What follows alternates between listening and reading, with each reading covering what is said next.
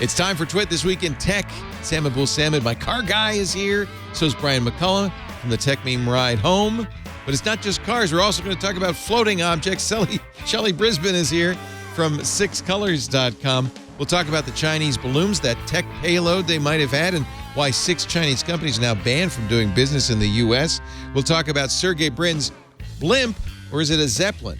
I know it's a dirigible. And then ChatGPT, Microsoft's all in on Bing, and Google, well, they might have fumbled their launch. That and a lot more coming up next on Twit. Podcasts you love. From people you trust.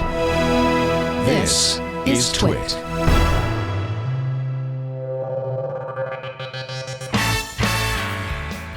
This is Twit, This Week in Tech, episode 914, recorded Saturday, February 11th, 2023, Autonowashing.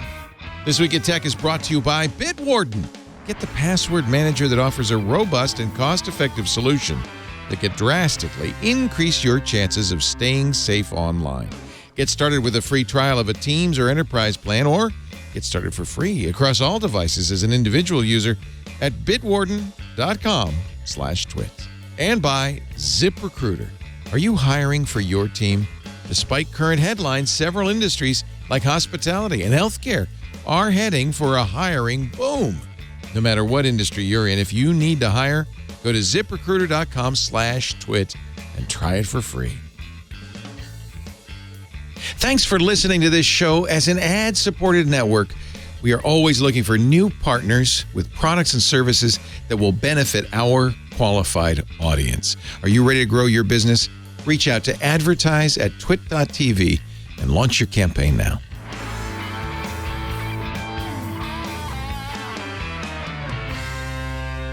It's time for Twit This Week in Tech, the show where we talk about the week's tech news. I have assembled, as always, a panel of excellent people who are willing to get together on a Saturday because apparently there's something going on tomorrow, some big football game.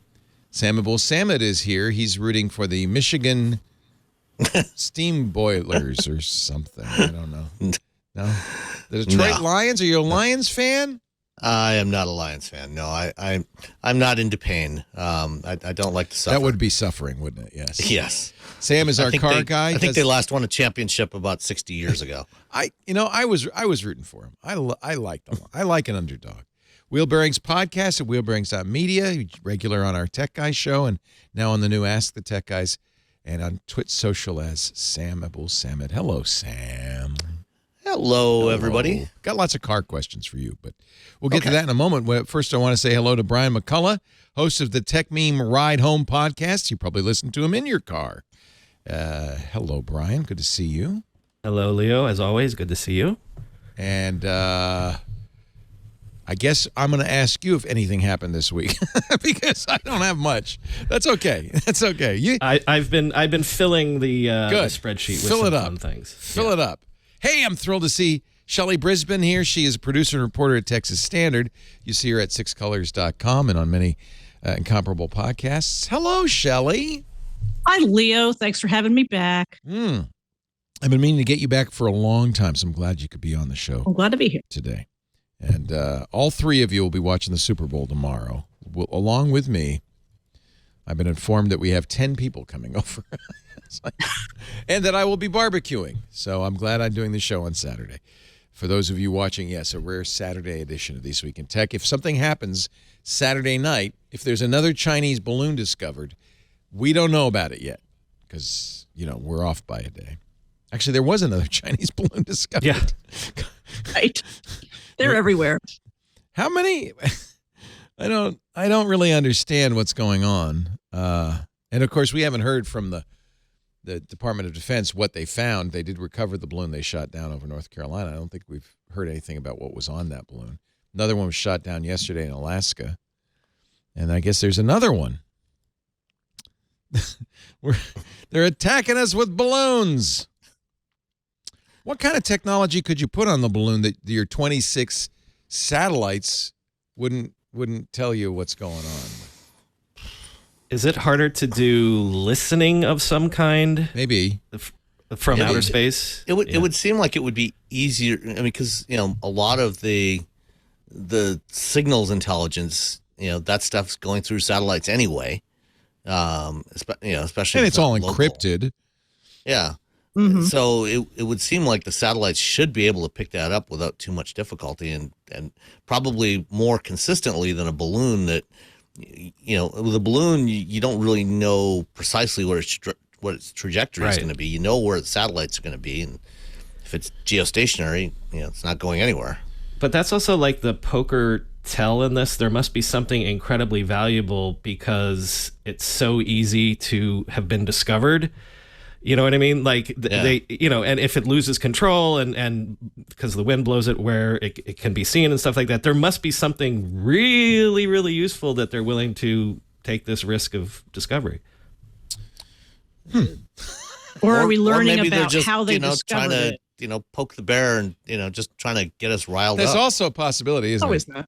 Although, why would you want to do saber rattling? I mean, it's terrifying to me to think of us going to war with a nuclear power. I mean, why would you want to stir up trouble? And this is, by the way, it's inevitable that the balloons would be seen. I mean, it's not, as you said, Brian. Well, and the reason that we know about it is because civilians saw them. And I don't think the Defense Department has known about them for a long time, but they haven't been sharing that with us. And that benefits them from a propaganda point of view, as well as just from not letting China know what we know. Yeah. But people were seeing them, especially when it was up in Montana. And so there came a point where they were like, okay, we have to talk about it. And then we have to shoot it down. I'm bringing it up because I feel like there is a tech story here. Obviously, whatever that 3-bus long electronics panel that was suspended from the North Carolina balloon was, it was high tech and had, I don't know if it was for surveillance or weather measurements. We don't really know because nobody's said yet. I guess it's unlikely that the Department of Defense will say, well, here's, the bill of goods that was on there. They have banned some Chinese companies who they say that provided technology used on the balloon. So maybe we kind of do know something. I don't know. Doesn't the Biden administration kind of has priors for trying to out what's happening ahead of time? Like, remember before Russia invaded Ukraine, they were saying Russia was going to invade Ukraine so that there couldn't be a false flag thing. So if your theory is that this has always been going on, but maybe for whatever reason the U.S. government is letting everyone know it's going on now? Maybe that's it. So 6 Chinese companies were blacklisted yesterday for supporting the balloon program. The companies, this is from, I think, Reuters, the companies and organizations which have allegedly supported China's aerospace programs to develop airships and balloons for intelligence and reconnaissance efforts are banned from obtaining U.S. items and technology. They've been added to that entity list that Huawei is on and other companies so that American companies can't buy from them, and they, more importantly, probably to them, they can't buy from American companies. I don't see a list of the names of the companies. Because I thought I always wonder, it would, but I always wonder when that happens, what tech initiative where is inadvertently affected. I'm not saying it's good or bad that they were banned. I'm just saying some company somewhere was doing business with a banned company and is now going, oh, well, we're screwed now, at least temporarily, and in a way that you wouldn't expect or that probably wouldn't make the news. Right. At least, in the industry that I primarily cover, which is automotive, increasingly we're seeing the auto industry trying to migrate away from too much dependence on China, because they're seeing what's been happening in these other sectors, in chips and in various other things and telecoms over the last 5 years or so, 5-6 years, and they increasingly seem to want to diversify their supply chain away from, and their customers away from China, and not be overly dependent on the Chinese market. Quite reasonably. Yeah. I mean, it's probably a matter of time before we get iPhones that are not made in China, maybe made in India or Brazil or Vietnam. But I think Apple would like to move away as promptly as possible. I did get the list of 6 companies from MarketWatch: the Beijing Nanjing Aerospace Technology Company, China Electronics Technology Group Corporation, 48th Research Institute, the Dongguan Lingkong Remote Sensing Technology Company. They didn't really try to hide what they do, did they? The Eagles Men Aviation Science and Technology Group, the Guangzhou Tianhai Xiang Aviation Technology Company, and the Shaanxi Eagles Men Aviation Science and Technology Group. Wait a minute, that's the same name, different company? Okay. So, aerospace companies.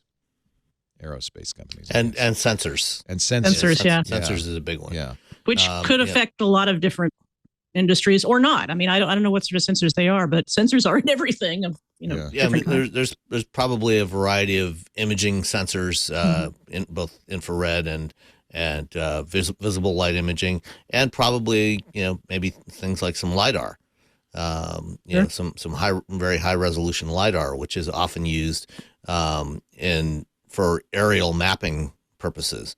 So that may be one of the things that they're looking at is doing some aerial mapping with lidar.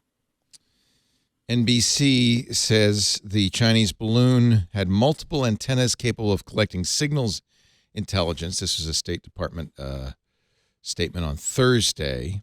The balloon maker has proven ties to the Chinese military. So we do know now, I think, it wasn't a weather balloon, that it was some sort of surveillance balloon, particularly communications surveillance, which would explain why you don't do a satellite. Just as you said, it's closer to the ground. Photos taken by high-altitude U-2 planes. See, we still got those. I'm sure the Chinese have those, too. Confirmed the presence of the equipment, including multiple antennas, according to the State Department, likely capable of collecting and geolocating communications, solar panels large enough to produce the requisite power to operate multiple active intelligence collection sensors. The equipment was inconsistent with a weather balloon. Here's a funny thing to think about, because obviously the joke is they're using such old technology, literally floating balloons. But think about this also goes back to like a naval warfare. You had to have the weather gauge. Like if we wanted to do something similar, if we're going to retaliate and send balloons over China, we couldn't float them from the West Coast over there, right? We'd have to float them from Russia. Wouldn't let us do that. Alaska. Would we? You would probably launch now we have from, the basis from in the somewhere in the Middle Philippines East. again. Yeah, because the jet stream is going west to east. Oh, yeah. So That's it'd my have to point. be- That's my it has point. to be somewhere west or east of west of China. So this is so old school that we can't do it in reverse because the weather, the wind doesn't blow that way.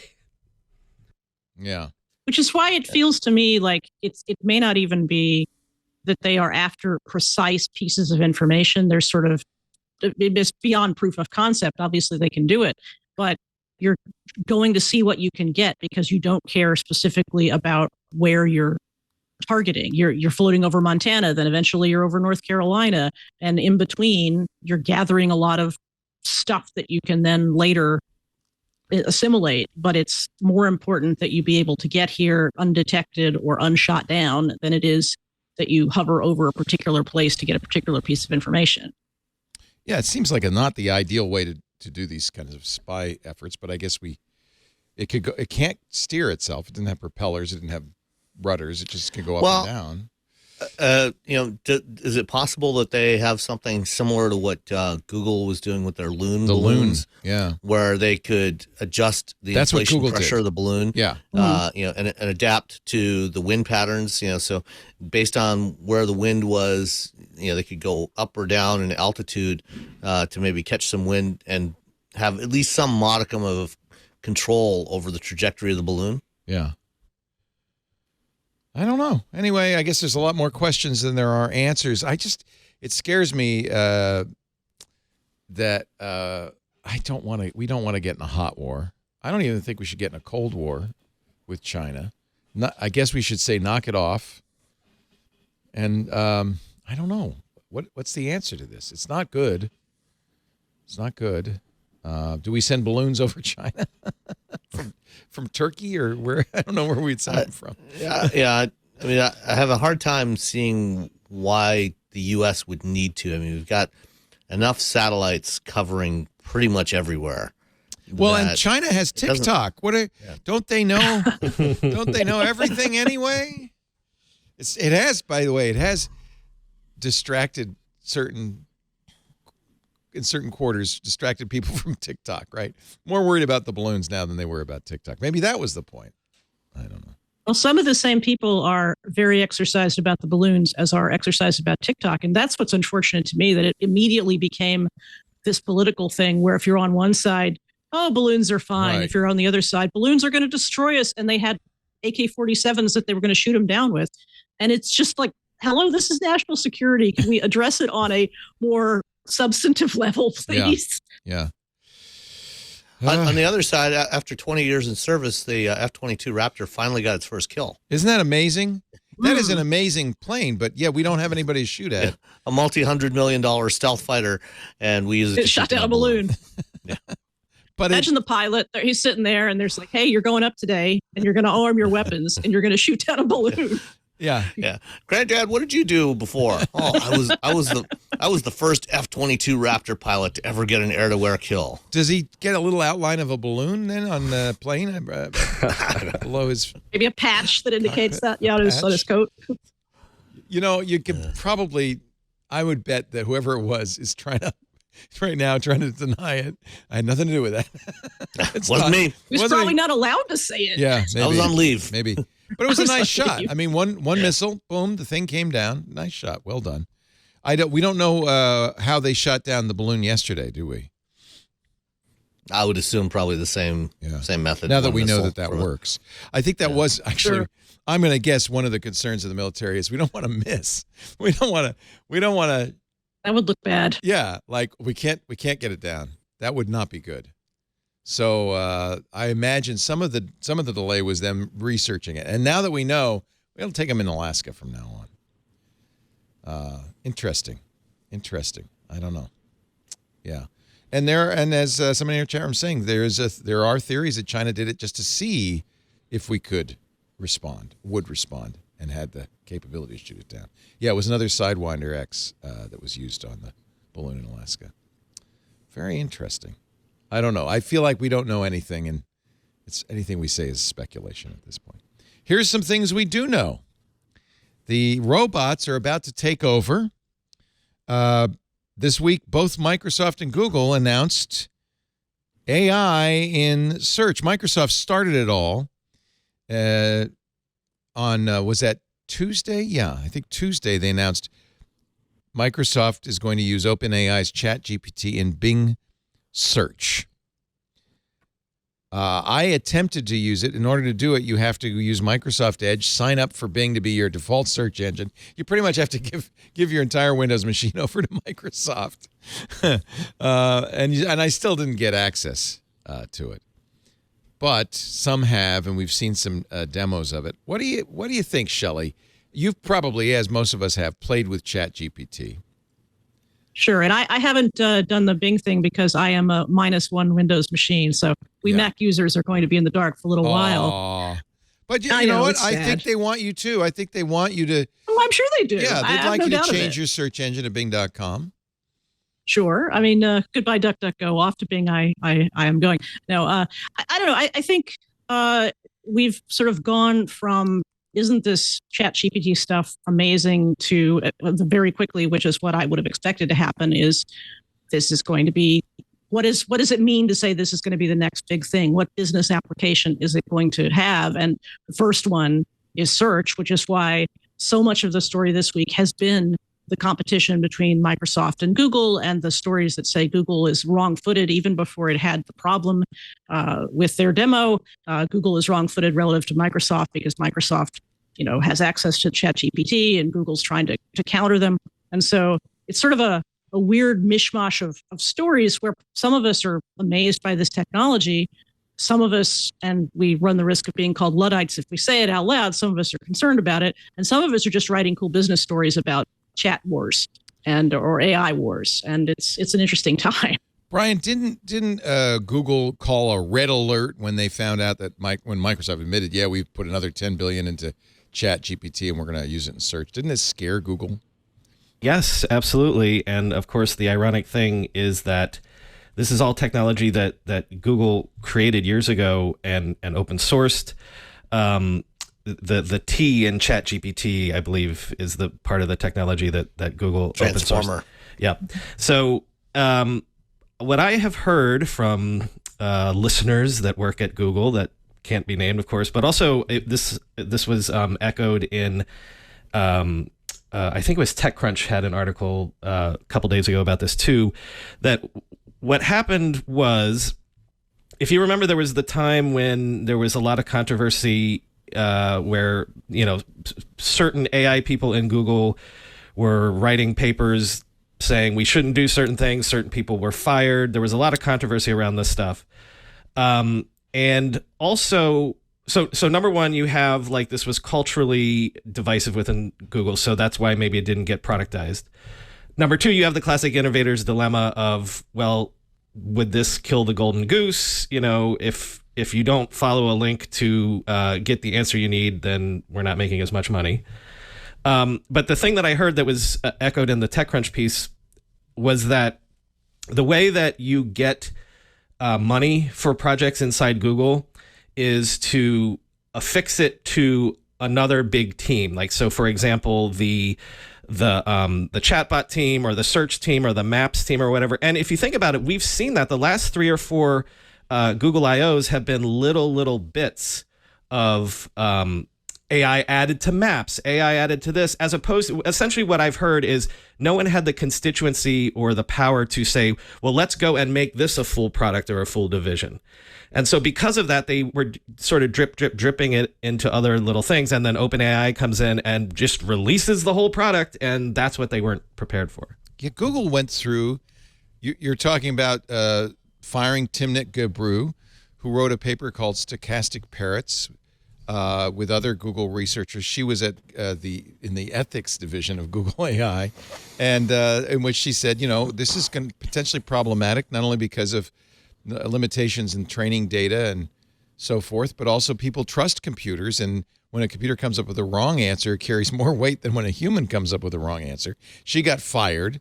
Then there was Brent Lemoine, the priest, I guess you call him, who was working with Lambda, who said, oh no, it's gone sentient. And then Google immediately fired him because it hadn't, and it was ridiculous to say so. Maybe Lemoine had the right idea, though. Do you think Google was too judicious, Sam? Do you think they should have productized sooner? No, I don't think they should have productized sooner, and I'm not convinced that OpenAI and Microsoft should be doing it now. As you mentioned, the paper that Timnit Gebru and her colleagues did, on the dangers of stochastic parrots. Stochastic parrot is defined as a system of haphazardly stitching together sequences of linguistic forms that have been observed in training data according to probabilistic information about how they combine. That's how it works. but without any reference to meaning. Yes. And that is the key, is that these models don't really understand. They are not intelligent. They're not even trying to be factual in many cases. Right. They're sophisticated pattern matching mechanisms, but they don't really understand what it. And this applies really across the board to most AI applications. Whether it's large language models or machine vision systems or anything else. That none of them we throw around the terms AI, but none of these systems are actually anything close to human intelligence, the way the human brain works. They don't function the way a brain works. It's a very, very rough approximation. And, from what I've seen, I think the best description I've seen of ChatGPT is, that, what was the phrase? It's very confidently wrong. Yeah. It's a mansplainer. Right. It puts together strings of words in a sequence that looks really plausible. Right. Well, and it's combined with very well done writing, like just in terms of not only just grammar and structure. It can make a sentence, but it can make sentences that read well, which is why so many people have applied it to making a document, write a news story, write an academic paper, write this thing, and it can write code. It can write runnable code. Right. Right, but that's kind of a different issue because the syntax of the writing is one of the things that always sort of alerts you. You've seen plenty of spam emails that come to you from a non-English speaker, or you've seen stuff that was generated by some sort of AI, some sort of computer, and you think you can always tell. You're like, I know that's not generated by a human or by a human that had a certain amount of education. But you read this ChatGPT stuff, and it reads as if it's well constructed, and that gives the authenticity and authority of facts that aren't there. So a month ago, I did an experiment, and I shared it on the show, where I tried to create 2 entire YouTube videos from scratch using not only the videos selected by AI, but the writing made by ChatGPT and the actual the voice itself. Again, not my voice; it was a complete robot voice or whatever. Narrowing in on the ChatGPT part of it, so I picked the real story of Robinson Crusoe, because that was based on a guy that really did get marooned, and then the Crystal Palace in the 1851 exhibition in London, blah blah blah. Just 2 things that I had recently read about, and so I knew enough about.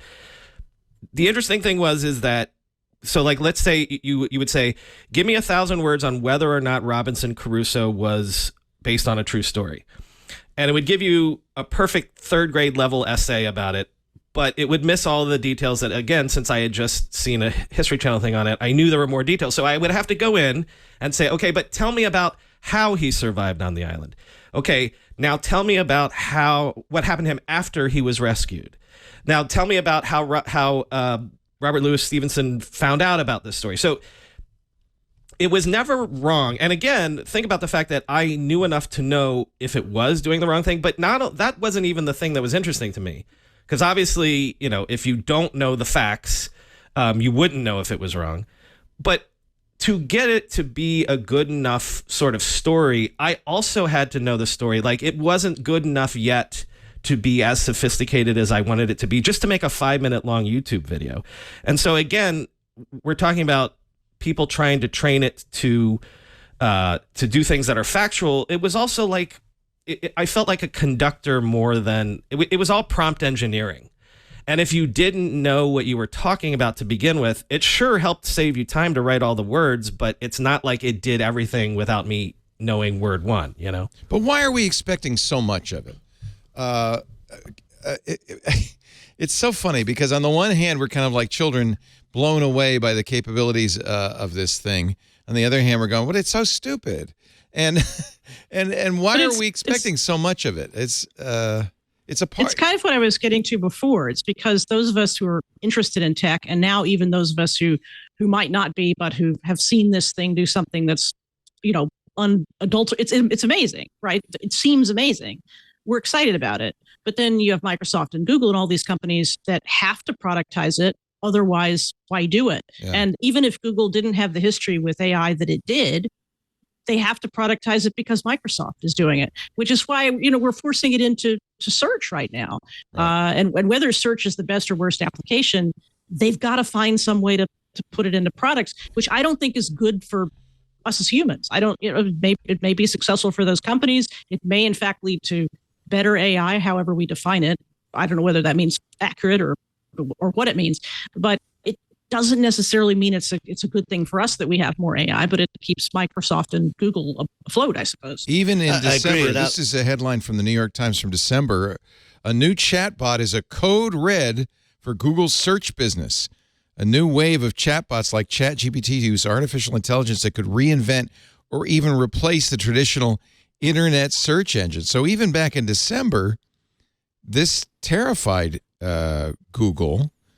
And of course, Microsoft had the announcement on Tuesday. On Wednesday, Google hastily threw together its own event where they announced they were going to have their own ChatGPT-like AI called Bard, originally Apprentice Bard, be in Google search. They didn't say when, nor did Microsoft, by the way. It's not available generally yet. But they did show a animated GIF of Bard answering a question. What new discoveries from the James Webb Space Telescope can I tell my 9-year-old about? And it got it wrong. 2 of the 3 answers it provided were correct, but in the third third bullet point was, and you could tell your 9-year-old, we got the first pictures of an exoplanet, a Earth-like planet in another solar system, to which many astronomers, including one astronomer from the University of California, Santa Cruz, said, I took a picture of an exoplanet 14 years ago. What are you talking about?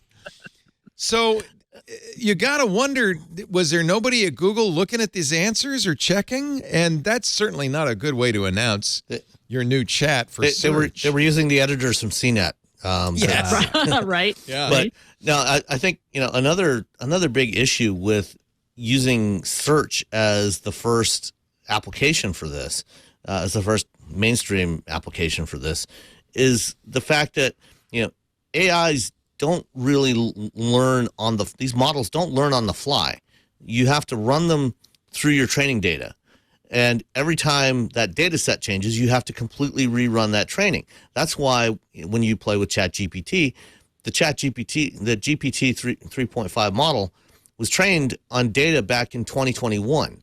So it was current up through the moment that they ran the training in 2021.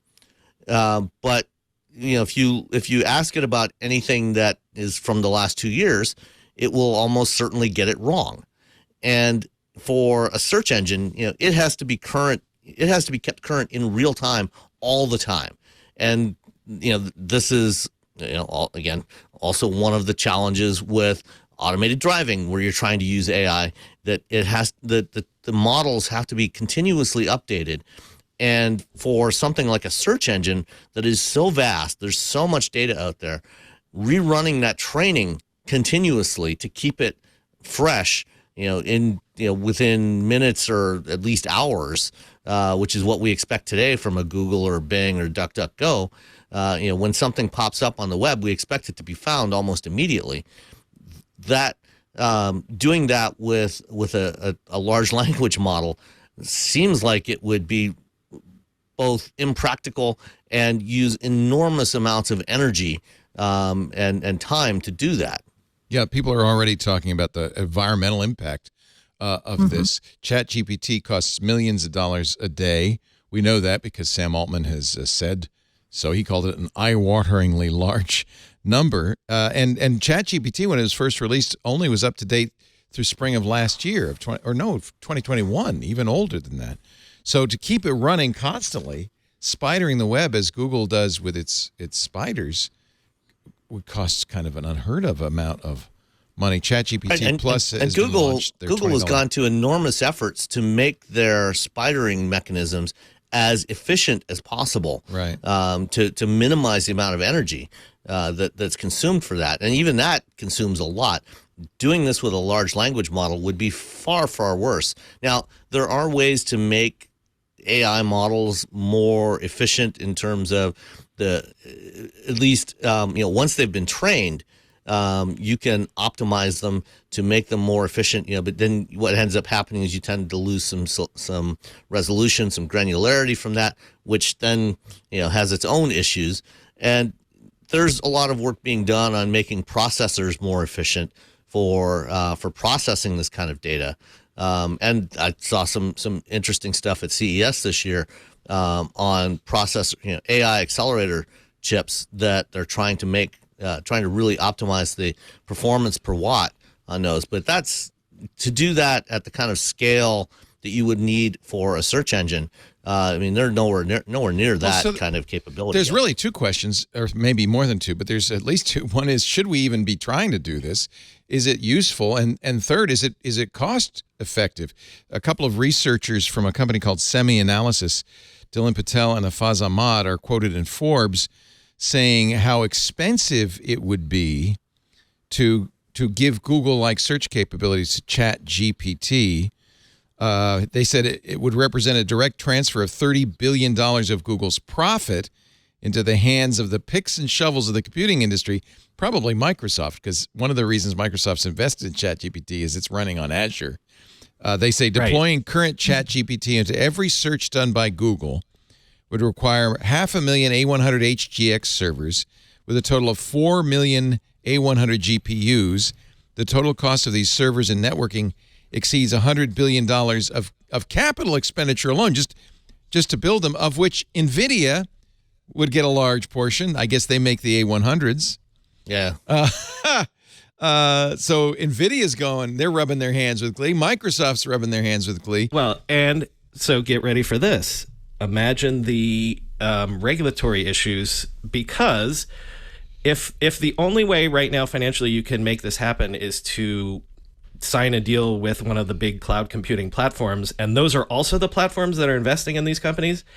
There was an article I saw this week where people were complaining. I know of academics that want to start companies, but the upfront capital cost is so huge that the first conversation they have is they have to go to one of the big cloud providers and sign a deal with them. So don't you think that regulators, the Justice Department, would look at that as a certain pretty clear-cut case of anti-competitive practice? Well, if this new industry, everybody has to go to the incumbents to sign a deal. But on the other hand, I'm sure regulators want this to come along because this is the kind of disruption that can create new startups. And but it couldn't if the you have only to go way to you can do Microsoft it, and Amazon right, and Google to do it. Yeah. By the way, it could very well be that Microsoft thought, for a mere $10 billion, we can get Google to spend $30 billion on infrastructure so that, who knows? And in fact, Satya Nadella said something essentially to that effect in an interview earlier this week with Nilay Patel after their announcement. He talked about how what they're doing is forcing Google to come to the dance. Oh yeah, and who's the piper? Who's the fiddler? Yeah, it's the old Bill Gates thing. We don't have to make a dime on the web browser. Microsoft doesn't have to make a dime on search, but Google sure does. Google employees not thrilled about this rushed launch of Bard. In fact, they called it, there's an internal message board in Google called Meme Gen. And according to CNBC, which saw some of the messages, the board filled with criticisms of company leadership, calling it rushed and botched, comically short-sighted. Stock market didn't like it either. Alphabet shares dropped 9%. How did NVIDIA do this week? I should have checked. Interesting. No, they've been up. They've been up a lot. Yeah, ungoogly, according to some of the messages. Microsoft might have pulled a little, in football, since the big game is tomorrow, sometimes you'll line up pretending that you're going to run in a fourth down situation, trying to get the opponents to false start, to jump ahead, so you get a little 5 yards extra before the punt. Maybe Microsoft did a little feint to get Google to leap off the line prematurely. I think it's strategically brilliant because let's assume that Google could have done this 5 years ago, could have done a ChatGPT and released it as a standalone product, but didn't, again, for the most obvious reason, which would be they have their golden goose, which is search advertising, and this obviates that. So number one, Microsoft has gotten more people to talk about Bing in the last week than they have in the last 5 years. And they forced Google to rush products out that they had previously decided. We know they previously decided this isn't probably good enough. And then number three, they've moved. If Google was hoping, if we have to kill the golden goose someday, hopefully we can mitigate that over a period of a decade or something like that. So they're forcing Google to make decisions about whether or not to burn the boats sooner than they maybe were ready for. Interesting. And again, Microsoft gets nothing. There's no negative to Microsoft out of this other than a lot of money spent on their cloud platform. Yeah. Right? Yeah. And I think, what we saw from Google this week was another proof point in Mike Elgin's assessment of Sundar Pichai as CEO of Alphabet and Google. Yeah, Mike has said that he's not actually very good at it. Yeah, Mike will be on Twig on Wednesday. He'd probably take a little victory I would be lap. interested to know how the perception would have been different had Google not had this giant fail, because the first headlines I read about this, and this is not to defend Google defend or attack them for me, honestly, but had they not, the first headlines said Google loses $100 million when the first stock, that was the first headline. And so it was obviously on the level of great demo fails that we've seen from companies in the past, including Google a couple of years ago when they made people crazy with the AI-based voice assistant that they were demoing and didn't work out so well.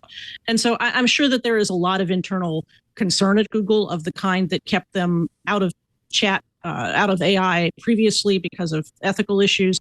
But I also feel like there's nothing like a pile-on. And I think the assessment that you guys have made about Microsoft's position and all this makes total sense. But I do think it's sort of easy to sort of pile on Google at this point and say, well, they had this terrible demo, which proves they're doing a bad job. And there may be plenty of other reasons to indicate they're doing a bad job. And again, I've heard from everyone that Google actually has the better technology, right? People are like, it makes ChatGPT look amateurish. It's just that they weren't ready to release it. So I'm still, until proven otherwise, I'm still willing to believe that Google has the goods. It's just that they weren't ready to put the shine on the goods and present it to the public, I think. Well, there was a good Wired article that sort of gave some of the history of how we got ChatGPT, and we've talked about some of it, where you have this model from 2021 that the CEO of ChatGPT says, of OpenAI says, let's release it to the public, and an unsuspecting public is all of a sudden able to use this technology, and it's all anybody's been talking about for a couple of months. But it's old technology, but it's a great big PR balloon. To go back to balloons, it's an opportunity to get into the public consciousness in a way that company and that technology hadn't been before. Certainly there was DALL-E and there are all the other things that have been out in 2022 that have to do with images, but nothing like this, nothing that captured the general public's imagination. And so Google's hand was forced. And I don't think it's good for the future of AI, and it's probably not good for all the incumbents involved with the possible exception of Microsoft. Let me ask you this. If Bing does come out with a chat-enhanced search, would you consider changing from Google to Bing, Shelley?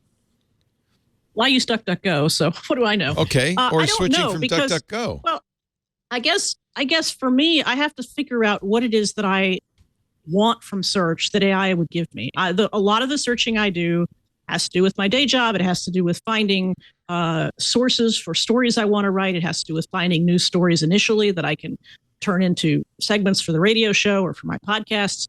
And I have to ask myself, other than the sheer entertainment and technology enthusiast perspective, what does AI provide me in terms of search? And that case hasn't been made to me as an individual. Would I try it? Of course I would. Would I give it all sorts of fun experiments to do? Yeah, but I don't have a use case for it in my own life. A lot of people are probably not in the same boat I'm in.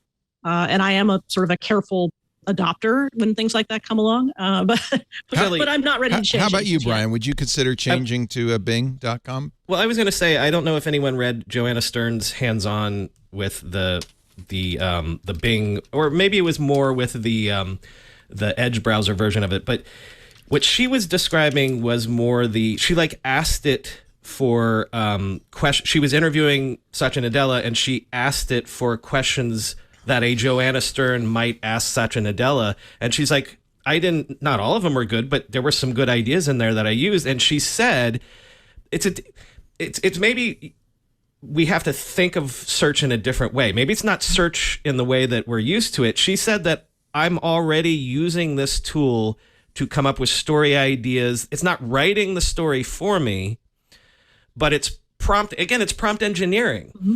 It's giving me ideas that I'm free to take or not take. It's me as the conductor. I'm not the one performing. The conductor analogy is sort of like you use this tool to do the things and sing in the right direction, but you're still in charge.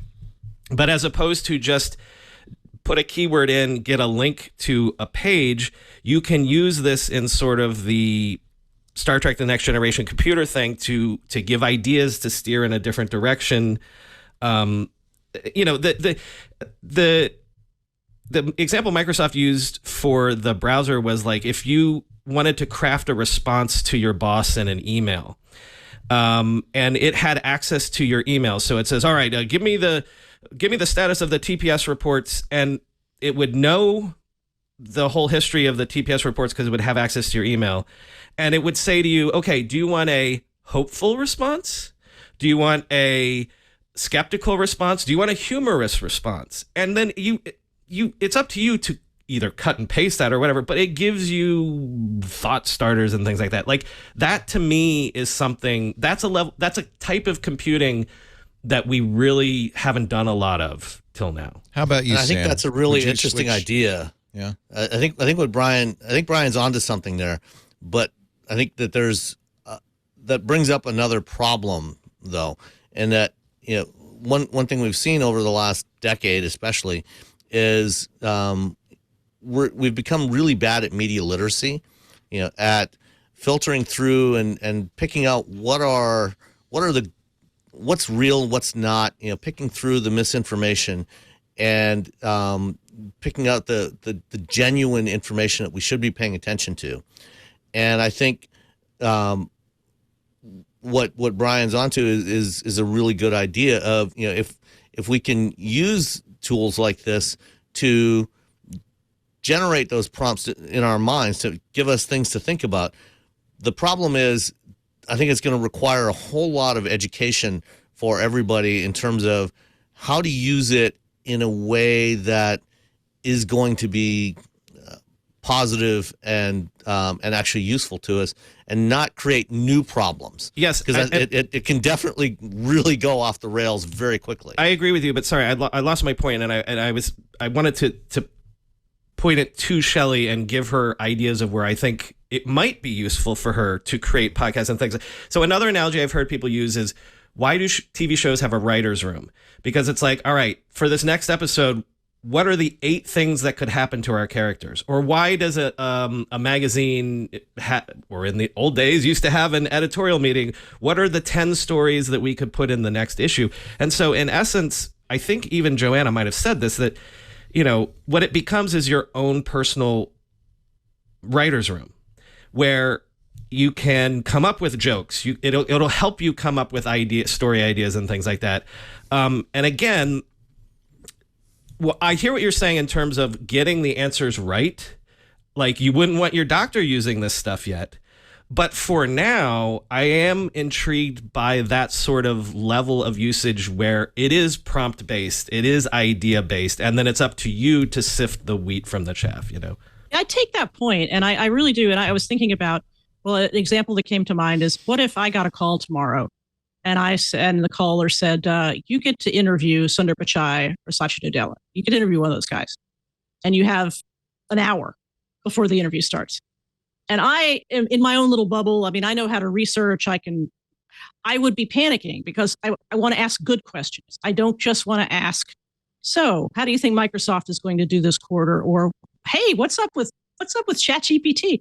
I want to ask good, intelligent questions. And I can see a tool like this giving me prompt. I start by giving it prompts, and it comes back with substance based on not only whatever publication or podcast I might be working for, in the sort of the approach that we typically take, what my own interests are that it would presumably know, and what my readers/listeners are interested in. And I can see that if there's a way in which it's actually really intellectually stimulating to think about how you could ask more deeper questions than you could ask just of a search engine where you're looking for a link in response. And I think that's another aspect of media literacy, where it's not simply that you have to not trust things that are potentially lying to you or giving you bad facts, but that you actually have to change the way you think in order to get the most out of this resource. And that's actually a really interesting educational discipline that we could see down the road that I'd be sort of fascinated to be a part of. Google's always said that this has been somewhat controversial. People often search for an answer. Sometimes you search for the nearest pizza place. Sometimes you search to find out who is somebody. But a lot of times they just want an answer. And Google has increasingly given its search results as answers, which has bothered a lot of publications because they're not driving traffic. I did a search for who won the Grammys this year on Google. And it gives you a knowledge graph there's the winners right there, obviously extracted from somewhere. I don't have to go any further than that. It's got an overview. It's got nominations. It also has a knowledge graph on the right that it pulls solely from Wikipedia. And one of the things that's gotten Google in trouble with original sources is, well, done, right? I don't need to click any of the subsequent links. In fact, good luck getting to the subsequent links. That's a long scroll because Google's already extracted the answer that I want. And Google's answer is, well, that's why people search. I'm going to show you. I use another search engine called Neva. Let me search for who won the Grammys 2023 on Neva. Neva uses an AI. It's generated this knowledge graph from 4 sources, BBC, New York Post, HuffPost, CNN, about who won. Not as complete as the Google answer, but maybe for many queries, this would be sufficient. Again, stopping me from going further, right? Answering this simple question. I think one thing that we're going to see that Google has not addressed, Microsoft has not addressed is, and this is the problem you've seen with ChatGPT and Stable Diffusion and other AI, is by scraping original content, it's giving people no need to go any farther.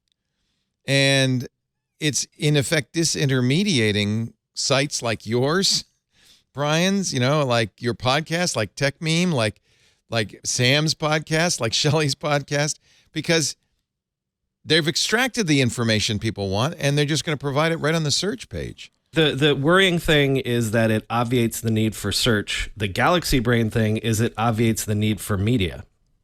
Yeah. And you could see why Microsoft, Google, and others might want that.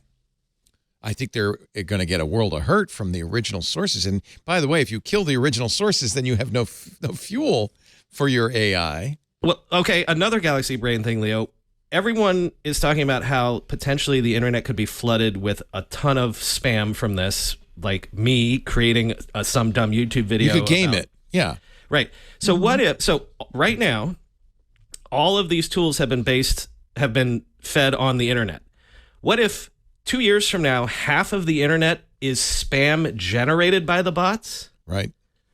Then what happens to the quality of the bots? Then they become a vicious cycle, right? Source It's a recursive thing that could happen where the quality would go down. Well, then you either keep going and you end up in idiocracy, or you say, okay, we're going to, at the point when we turned on ChatGPT, we're not going to train it on any more new content after Right, that. exactly. So my theory is, what if it's like varietals? Like the type of grape, the flavor of grape. What if the business model and or the skill set is, well, you can trust our varietal of this AI because we've only trained it on the best medicine stuff, right? Well, that's what Neva, by the way, Neva does, yeah, which is interesting. If you ask it about, if you say, what do COVID vaccines work? It is already pre-identified certain sources as verified and trusted, and will only give you results from those verified and trusted sources, not another. So then do you end up creating a market for custom high quality AI based search? That's what I'm suggesting. Well, interestingly, Right. Neva but is actually not free. Neva is a $5 a month paid alternative to Google. And ad-free, something like this actually just happened this past week. There was a Twitch channel that was running a completely procedurally generated, AI generated, Seinfeld-like it was terrible animated too. show running continuously. It's not funny. That was generating the dialogue and generating the animation.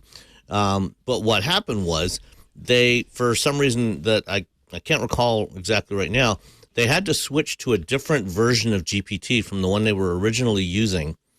And very quickly, within a day or so, it might have even been hours, it started making transphobic and homophobic statements in that dialogue, and Twitch pulled it down because you had this varietal. It switched to a different varietal of the AI model that just went completely off the rails within hours. Yeah. Not that its loss is mourned, but yeah. No. So really the question, I mean, it's so funny because what's happened is these companies have almost been panicked into rushing this stuff out. They've been holding on to it for a long time. Even OpenAI was really slow and judicious until recently at releasing its chatbots or its art bots. But all of a sudden, there's this land rush, and they're panicking, and they're all releasing it at once. What do you think the outcome of this is going to be? Are we going to finally all just say, you know what, it's a parlor trick, it's stupid, forget about it? Or do we buy into it as much as the big companies are buying into it and suddenly idiocracy? What is the outcome of all of this? Shelley, what do you think? Well, first of all, I think my biggest concern about all of this is not whatever the initial thing is, whether we get some sort of AI generated search out of it, but how, because it's generative AI, how we move forward, and whether that's the spam we were talking about or whether it's just a new normal on the internet. I don't know what that is, and I don't know that we have the ability to sort of control it or process it at this point. Have we already lost control? Really? I don't know, but we got to send somebody back in time, quick. Sounds like a plan. Let's write that up. We'll have the AI write that up. But when DALL-E came out, it was easy for me to ignore the art stuff. I mean, not that I had great sympathy for artists who were concerned about it, right? But it didn't seem practical in the same way. Once they started talking about writing, then I cared all of a sudden.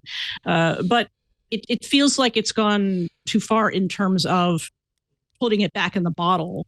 And obviously Microsoft and Google are so completely engaged in it. I don't think it's going to come out the way they necessarily want it to. I don't think it's going to be like a traditional, well, we're going to Microsoft and Google are going to battle for a while, and then one of them is going to have supremacy because of their superior technology or their superior marketing or whatever. I think it's too early to predict it, to be honest. I think we're in this sort of Wild West. How many metaphors can I jump into one sentence? But I think we're kind of in the Wild West. Is it Westworld? Are we in Westworld? Is Yul Brynner coming for us? I think that's it. Yes, the original Westworld is back. Yul Brynner is after us. It's always been our fear. It's interesting because it's always been our fear about AI that we would lose control, that Whopper or Yul Brynner would take over and or Skynet. And when I say lose control, I'm not even talking about some sort of all-encompassing big bad. I think it's easy to sort of knock those worries down because, Luddites or people who don't understand or care about technology are going to always say something like that. But I do think there are ways in which, and I think we always see it with technology, whether it's social media or whatever it is, there are ways in which things grow and mutate in an unanticipated fashion. And I think we're at the stage right now where there's no sort of governors on how this stuff is going to change and grow and evolve. And I don't mean regulation specifically, although that's an issue, but just in terms of like how much is out there and how much technology that is controlled by different people who want to fight each other for market supremacy. Can I give you a best case scenario? Yeah. Because we all know what the worst case scenario is. There's a reason why in the Dune universe, computers were outlawed and you had to have those guys in the tanks piloting the ships. Right. Here's a best case scenario for the near term, and I have to credit Mark Andreessen. I heard him say this on a podcast months ago, but like, do you prefer an older doctor or a younger doctor? An older doctor has more experience. A younger doctor maybe is more up on the latest thing. Do you trust when you go to the doctor that they're having a good day or a bad day? Maybe she is going through a divorce and is distracted or whatever. Here's the best case scenario that 10 years from now, you go to the doctor, there's an AI ambiently in the background listening to the consultation. You describe your symptoms, it reads the x-rays, etc. And it's not going to have a good day or a bad day because it's an AI. It's up on all of the latest stuff, even the stuff that was just published 30 minutes ago. And it can give you a 99.999% accurate diagnosis, et cetera, et cetera, et cetera. In the same way that, and Sam, you can speak to this, that in theory, self-driving cars are safer than humans. And so the role of the doctor becomes the counselor. Okay, this is what the AI says is going on. Here are your options. Here's the option recommended by the AI. But let's think of these other things. And it becomes more of a counselor thing than a diagnostic thing. Yeah, we put doctors in a terrible position because they're supposed to have perfect memories and be good at bedside manner and hand-holding. And so, again, it comes back to that sort of man-computer symbiosis where you're the conductor, you're the prompt engineer, and you don't expect the computer to be perfect every time, but as a professional, your job is to sort of get the best out of that instrument. This is very Mark Zuckerberg because, of course, that's the best-case scenario. Sure. And we're already learning that this doctor could also say, that gallbladder, take his foot off, and be completely wrong, in other words. And well, that's why the mutation scares me more than the concept itself. Like, Yeah. I'm not going to argue AI good or AI bad, but the mutations are what are that. we're seeing what that I'm AI looking could at. be wrong, more to the point, and you don't want a doctor to be wrong. Sam, what do you think? And I like where Brian was going with that, as a best case It's scenario. very positive. And I think ideally, having, something like an AI as a co-pilot, to augment human capability, I think is fantastic. I think it's that would be ideal. Because there are, human memory is always flawed. There are advantages to, things that we gain from human experience and the nuance of the way humans think and process information that I think, in that role as the counselor can be extremely valuable. And if you can get the AI to the point where it can filter through the erroneous information and keep that out of it, I think that would be great. But I remain unconvinced that we can get there.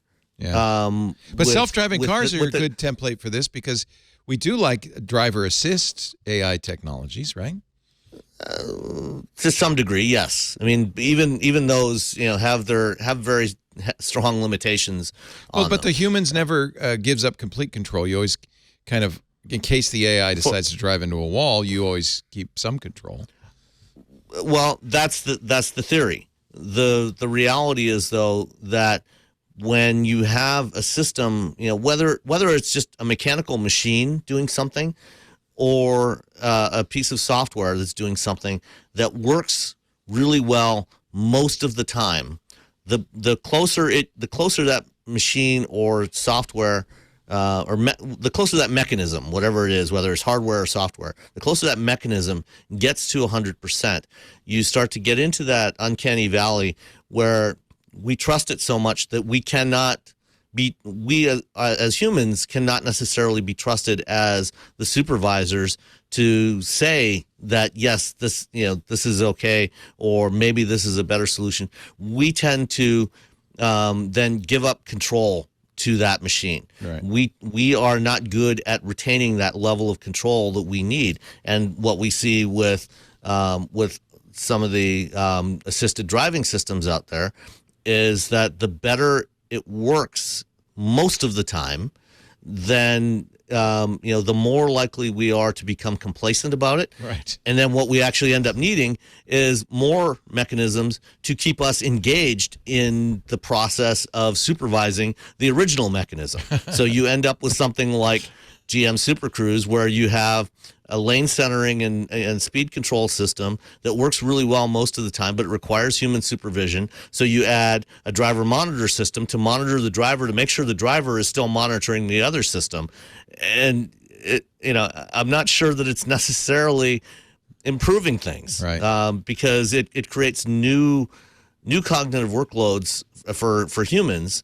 And, it gets back to what I said earlier, but it requires a whole new kind of education for the people using these tools, in whatever context, to understand and monitor what they're doing and to make the best decisions about, okay, is what this is telling me good, or is this nonsense? And do I need to ignore the mechanism and go with my own knowledge, my own intuition, or do I just follow what it's saying blindly?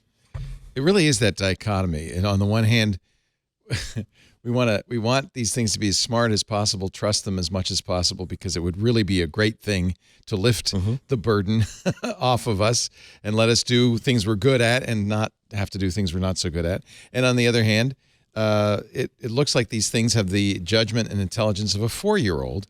And nobody in their right mind would trust them to take over anything.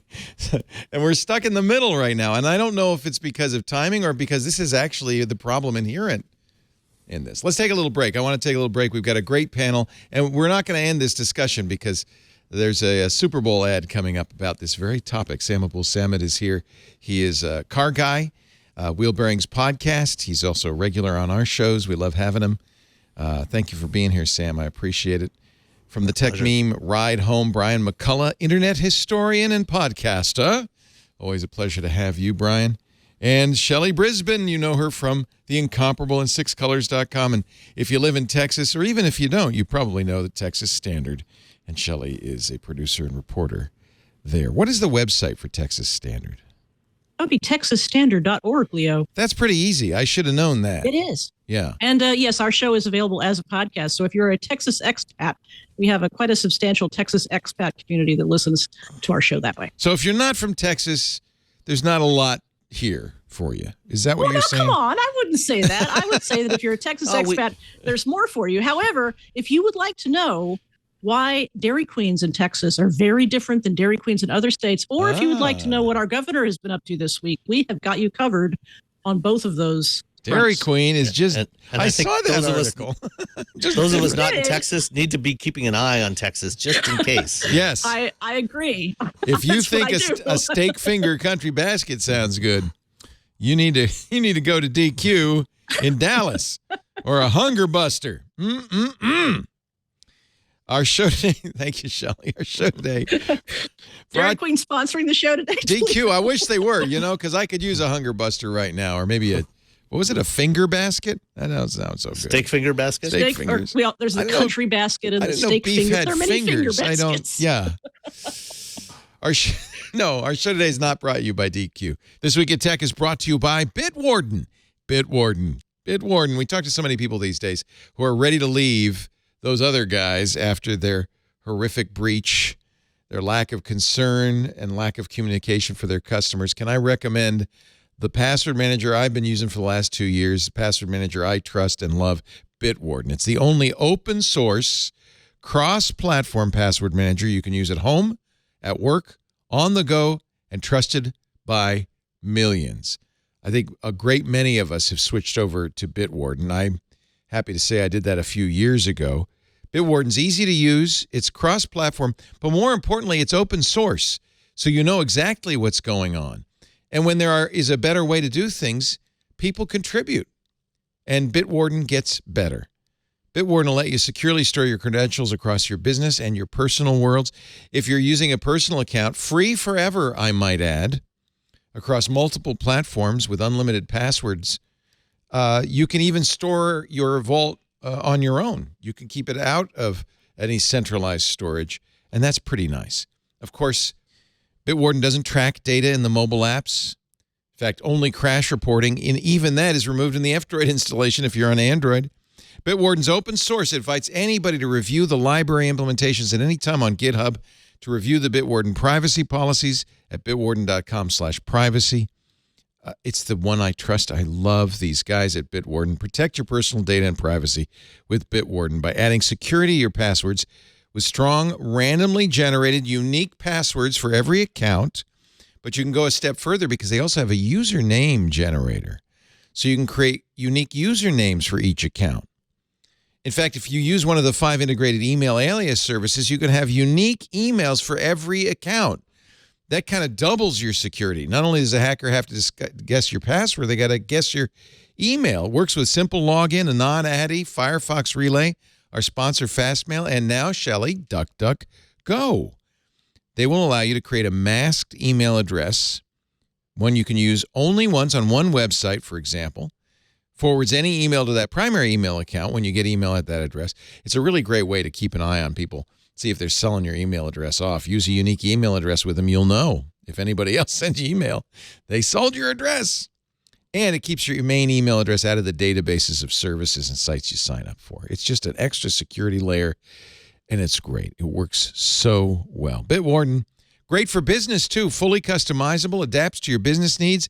The Teams organization, the $3 a month per user for a smaller organization. If you're a big company, your enterprise plan, $5 a month per user. It adds new features too, like sharing data securely with coworkers across departments of the entire company. The basic free account, though, for individuals, free forever for an unlimited number of passwords. You can always upgrade to the premium account. I did that just to support Bitwarden. $10 a year. Come on, man. There's a family plan as well. Gives up to 6 users all the premium features for just $3.33 a month.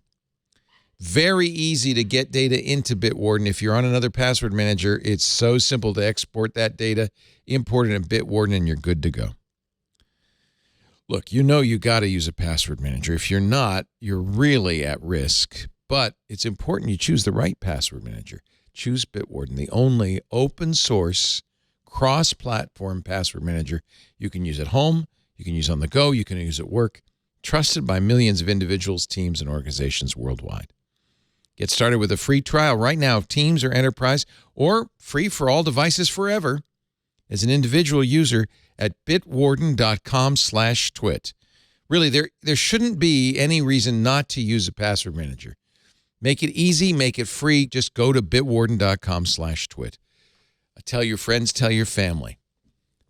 It's just the right thing to do. Bitwarden.com/twit. We thank them for their support of This Week in Tech. We thank you for supporting us by using that address so they know you saw it here. Bitwarden.com/twit. You don't want to put all your passwords in one steak finger country basket, my friend. You want to spread it across or something. I don't know. That didn't really work. I've got my mind still on DQ. All right. You know the name, I'm sure, Sam. Dan O'Dowd. He is a California entrepreneur, a billionaire who has been buying ads, slamming Tesla's full self-driving. He's now going to buy a Superbowl ad. Now, he's not buying the full ticket item, the one you see coast to coast nationwide. That's $7 million for 30 seconds. But he is going to buy Super Bowl ads in all the major states, in the state capitals, in Washington, D.C. He wants to speak to legislators. Austin, Tallahassee, Albany, Atlanta, and Sacramento. Now, Sam, tell us who Dan O'Dowd is. So Dan O'Dowd is the CEO and founder of Green Hills Software, which is a company that has been making, among other things, real-time operating systems since the early 1980s. Very secure, very safe software systems. They run on everything from satellites and military hardware to vehicles. There's a lot of Green Hills software in most vehicles around the world. Oh, that's interesting. So maybe he has a little competitive issue? No, not really. What the software that Green Hills makes, is lower level operating software, operating system software. So, they're not making the software that runs that runs. So it's not competitive. Vehicles. But he does want legislatures to ban Tesla style full self-driving, right? Here's his tweet with video. I guess this is a 30-second ad. This is the one that's going to run on Super Bowl in some local markets. Tesla full self-driving. There's a kid on a skateboard. Boom. Got him. Here's a Tesla hitting a stroller in a crosswalk, just driving right through it. Not stopping for a school bus. Elon says the guy's nuts. What do you think of the wrong? You think this is credible? He's wrong. Yeah. Yes, it's absolutely credible. Jeez Louise. The Knocked the Dawn head Project, off that mannequin. which is the Dawn Project, which is O'Dowd's current effort that is doing this, is they're not the first, they're not the only ones to be creating or to be doing this kind of testing and evaluation of different driving assist systems. Luminar, for example, LiDAR manufacturer, they've done similar demos to this, showing that Tesla's camera-only system. The thing that O'Dowd is against is a system like what Tesla is using that is a camera-only system that doesn't have some deterministic components to it. It's not safe the way Tesla has done it, and particularly, not only is their approach to the problem of automated driving and driver assist not sufficiently safe, but also the way that they've marketed it and sold this capability that they call full self-driving to consumers, for up to $15,000 per vehicle. And it is nowhere close to being full self-driving. I've tried the FSD beta. it is not capable of safely operating a vehicle without human supervision. So what should you call it? What should Elon have called it? I mean, if you want to call it something, like driver assist, driver assist system. I mean, there's lots of different brand names out there from various companies. GM has Super Cruise, Ford has Blue Cruise. They're something that doesn't imply that the system is more capable than it is. Because what he's talking about here is a phenomenon known as Autonowashing, which is a term that was coined by a woman named Liza Dixon. She's a human machine factors researcher. And she wrote a great paper on this topic a few years ago and coined that term Autonowashing. And if you think back, to the late 2000s, early 2010s, you hear about companies greenwashing, where they were doing things that to try to conjure up this image of being more green, more environmentally friendly than they were. Autonowashing, the idea is that you're marketing or talking about a system that is more capable. You're making it seem as though the system is more capable of driving the vehicle safely than it is, and that's problematic because it gets back to what I talked about earlier, where as humans see the system functioning a lot of the time, the more it functions correctly, the more they are inclined to trust it and then to not supervise it correctly. And then when it does hit those inevitable limits of its capabilities, then you get into problems where it can't properly detect a pedestrian, or it can't properly detect how far away you are from a fire truck that's sitting, or a police vehicle that's sitting on the edge of the road and runs right into it, or can't tell the difference between a traffic signal that is sitting on the back of a truck being transported by a crew to somewhere for installation from one that is actually at an intersection. So I mean, they even warn. Here's the disclaimer in the full self-driving, and this is, by the way, from the Dawn Project's website. It says it may do the wrong thing at the worst time. Yeah, this comes up, in a Tesla with FSD. When you launch FSD for the first time, when you enable it, that is the actual message. I've seen that come up. Yeah. That is the message that comes up on the screen. When full self-driving is enabled, your vehicle will make lane changes off highway, select forks, all the good things it does, but you have to pay attention and keep your hands on the wheel, right? Because it might do the wrong thing. If you watch some of these videos that were uploaded to YouTube, of mistakes made by full self-driving, keep your hands on the wheel. And who's liable, by the way, if you do blow past a school bus? The driver is. Tesla does not accept liability for the performance of their autopilot or FSD, which is different from other manufacturers. Mercedes-Benz, for example, last year launched a system in Germany that should be coming to the U.S. later this year called Drive Pilot. It's a so-called level 3 system where the driver is not required to watch the road. So it's a hands-off system and an eyes-off system, but you still have to be behind the wheel and ready to take over within about 10 seconds if it's reaching the limits of its capability. What does O'Dowd want? What is his goal here, besides scaring the hell out of me? Yeah, he wants, most specifically, he wants regulators to prevent Tesla from selling something that is claimed to be self-driving that is not. Tesla is banned in some states, I think California, from calling it full self-driving, right? Yeah, California passed a law, but they don't seem to have actually done anything to enforce it yet. Okay. So we'll see. He wants the National Highway Transportation and Safety Administration to ban FSD, ban Tesla FSD. And many of us have been saying that for many years. Yeah. That they should not be allowed.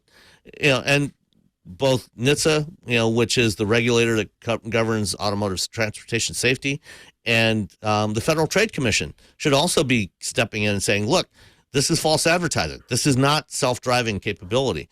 You cannot sell this as self-driving if it is not actually capable of driving the vehicle safely by itself. Yeah. And Shelley, I presume you don't have a Tesla. Do not. I was interested in this, though, because our legislature here in Austin, Texas, which meets every 2 years for about 6 months, has just gone into session. And so they might see this Superbowl ad tomorrow. I suspect they will. And also keep in mind that Tesla has a gigafactory here in Austin, and Elon Musk has been embraced by a lot of the Texas political leaders because of his bringing so much of his empire. Not only Tesla, but SpaceX is here, the Boring Company. Most of what Elon is doing has some Texas and Austin specific footprint. We also have the GM Cruise taxis here in Austin, and those have had some problems too. I understand that there are investigations into how those cars operate. I understand when they initially started here, they always had a driver. I believe there might be some, I don't know much about how autonomous they are. Sam probably knows a lot more about it than I do, but there have been some specific issues here in Austin with it backing, not staying in lanes properly and not parking properly. And there haven't been injuries that I'm aware of, but there've been a lot of concerns here in Austin on the local level. And here in the capital city of Texas, our local and our state leaders are often on opposite sides of things. We have a fairly progressive local government. You're in the People's Republic of Austin. Sure, the blueberry in the sea of red, as they often say. And what that means is that sometimes what we're seeing in Austin, whether it be through what's going on with Tesla, with full self-driving, or whether it be what's going on with Cruise, it doesn't necessarily mean those concerns are going to percolate to the legislature in the same way that they might. So, but there's not, as far as I'm understanding, and we've done a lot of coverage of what's coming up in the legislature. So far, there isn't really anything filed or expected to be taken up that has to do with regulation of autonomous driving, or specifically with Tesla and self-driving. And given Musk's successful courting of the statewide officials, my guess is a lot won't come of it. But I imagine they also are a fan of what Elon's doing on Twitter. He's made even more friends. Probably. I think, I mean, that's sort of that, but they don't have it's more on the sort of purely economic political side. Yeah, as I understand, jobs, baby. Yeah. Jobs. So it's purely on the political side in terms of Twitter. In terms of the job situation, SpaceX is very popular among elected officials, but it's not very popular in Boca Chica, where there are a lot of environmental impacts. So there's a lot of back and forth in terms of how people regard Elon down here. Yeah.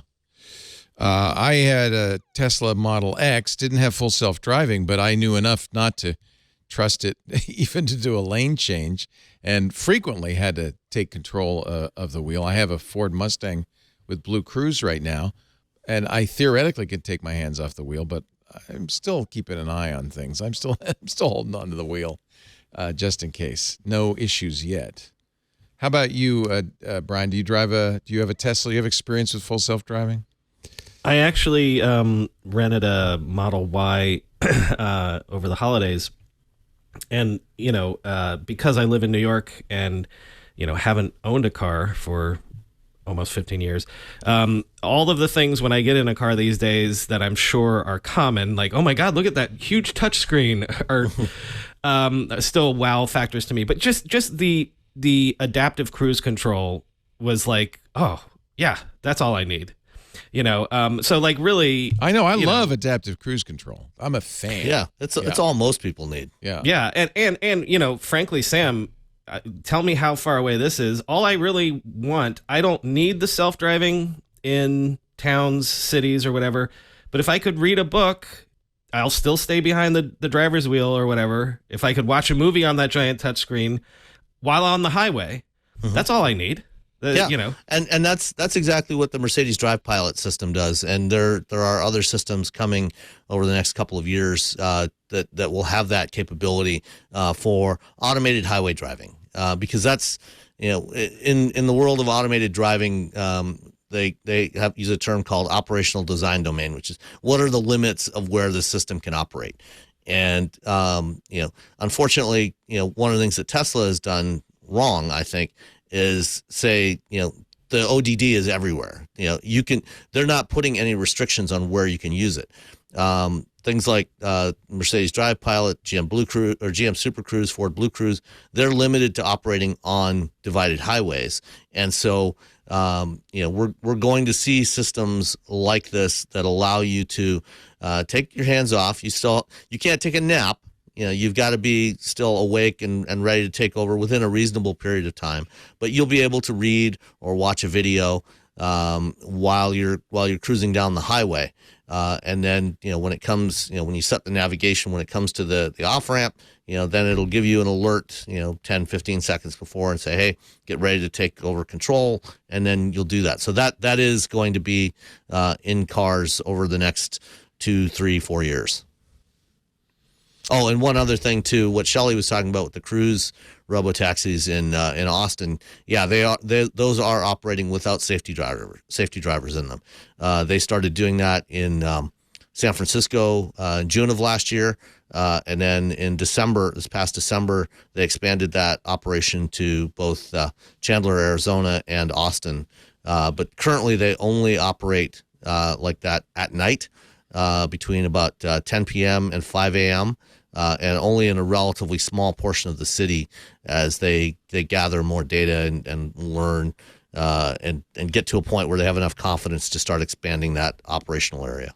They're in my neighborhood. In fact, we were out pretty late last week, and we saw one, and it was a weird sight. It was like, wait, is there somebody in that car? I don't know. I've ridden in them, and I mean, I've seen the reports of some of the issues, and yeah, they're not perfect, but in my experience with them, they worked very well. They worked better than most Lyft or Uber drivers. I was in San Francisco for the first time in about 4 years, 2 weekends ago, and at Market Street after 10 p.m. It's a little weird. And there was one every 5 minutes. Yeah. They were all over the place. All over the place. Shelley, I know you have low vision. Do you use a cane, a white stick?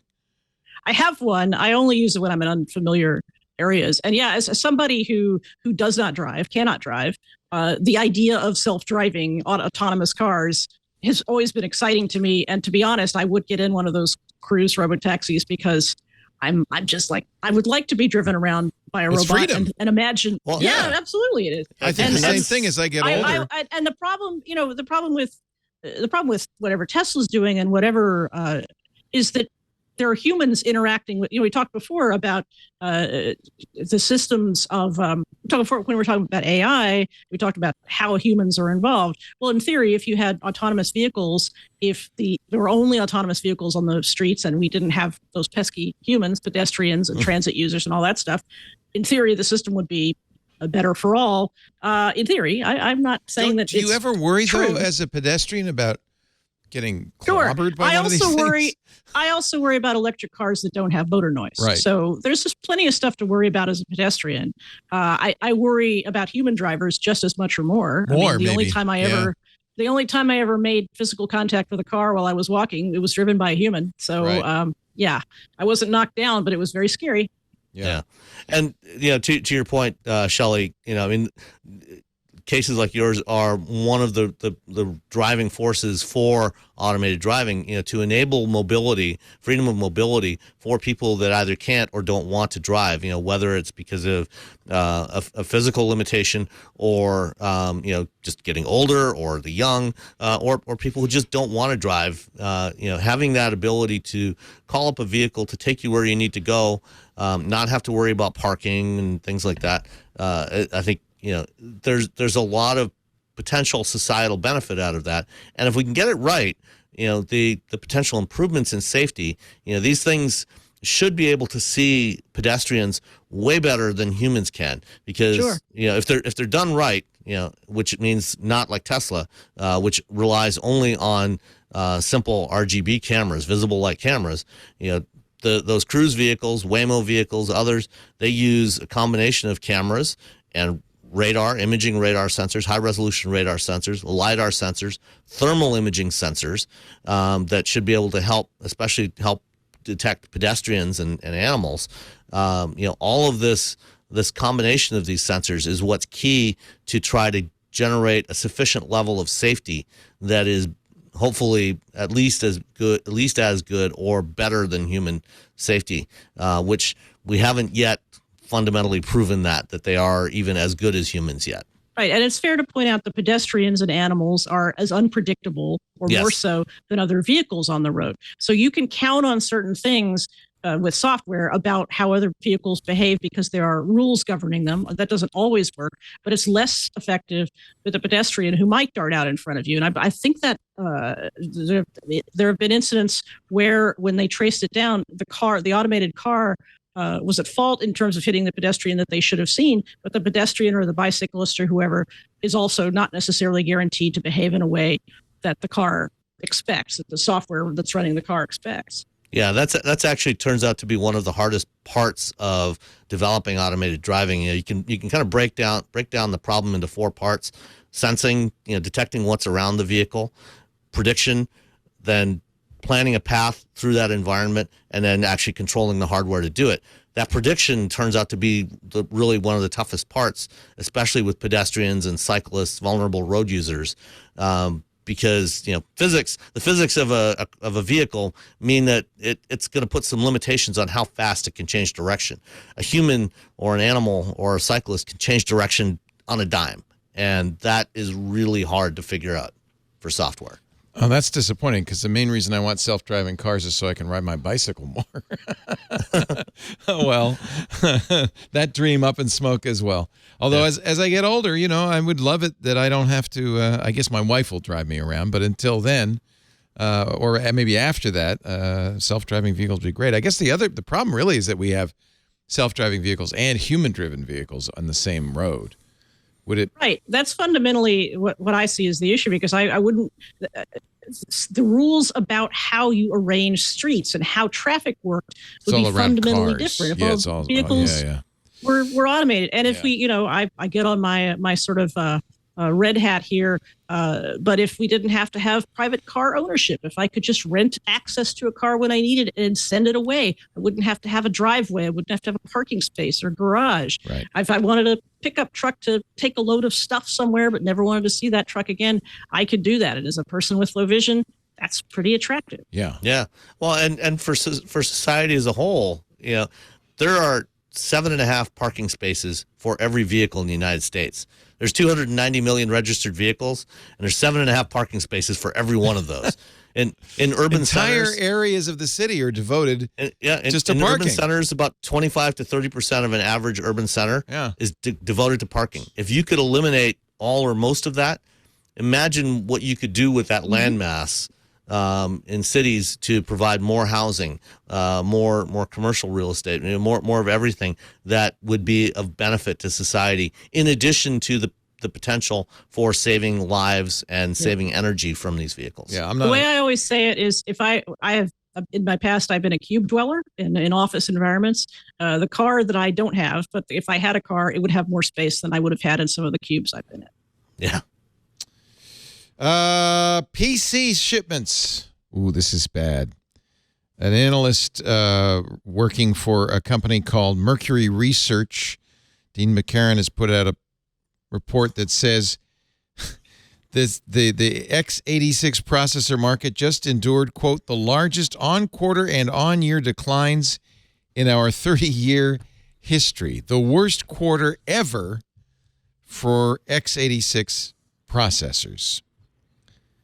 And look up a recent article about the memory chip industry, which we know is famously boom and bust, but they've apparently had the worst bust that they've ever seen in terms of inventory, price declines, things like that. It's funny because weren't the prices going up for a while because they couldn't make enough, and now they've made too many? Isn't that what always happens? Pretty much, yeah. Yeah. It was interesting that apparently server class chips are an exception to that, and I wonder in my non-macroeconomic brain whether that has to do with people replacing servers after the pandemic that they didn't during that time. Yeah, this was good for AMD, apparently. It had a gain in server CPU share, one of the only segments that saw growth in the fourth quarter of 2022. Why is this, Brian? You think why aren't people buying PCs? Well, everybody did. And they already have. Right. Everybody needed 3, 4, 5 years. Yeah, because it's the pull for. It's the same thing as e-commerce. It was the pull forward of demand, and then people were like, "Ooh, new reality." And then the problem that the PC industry and the chip industry has is that then it's the rubber band sort of pulled back sooner than you could have a natural replacement cycle happen.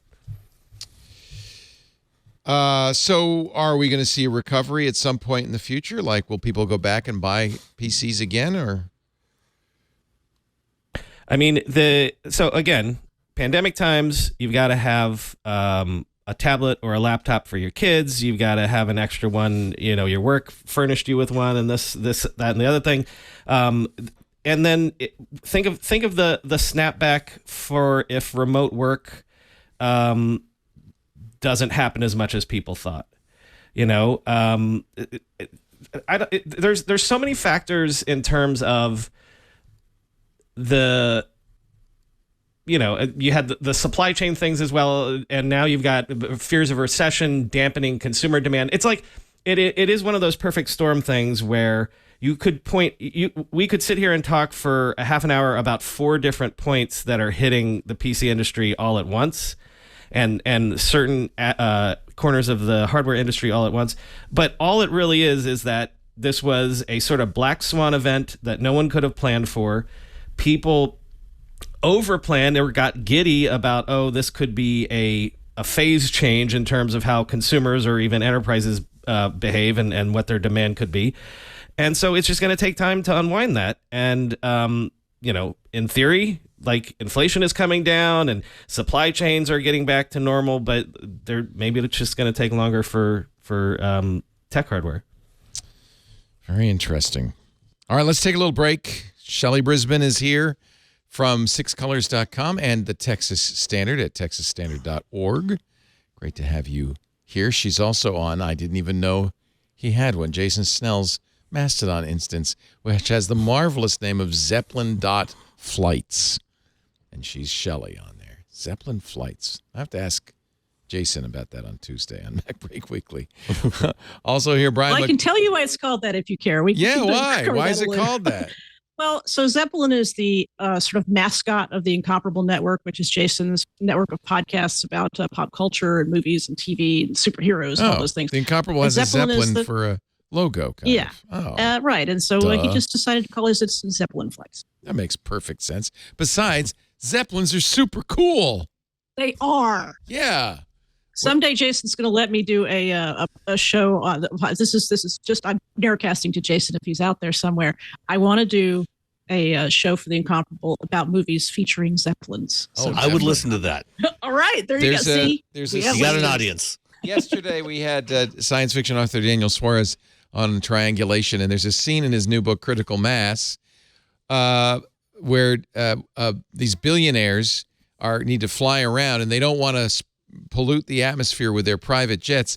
They have a private Zeppelin, and it's so cool. Is it a self-driving private Zeppelin? No, I think there's a captain, and there's white gloved stewards, and there's silverware, and it's very luxurious. They fly to Nigeria over a period of a day and a half from Sweden, and it sounds very, very sophisticated, very beautiful, and very leisurely. They tried that once. No, that was the Hindenburg. So well. But don't use hydrogen. That's all. I'm just saying. Right. Leo, I'm with you. I've never understood why that hasn't come back, aside from the blowing up part.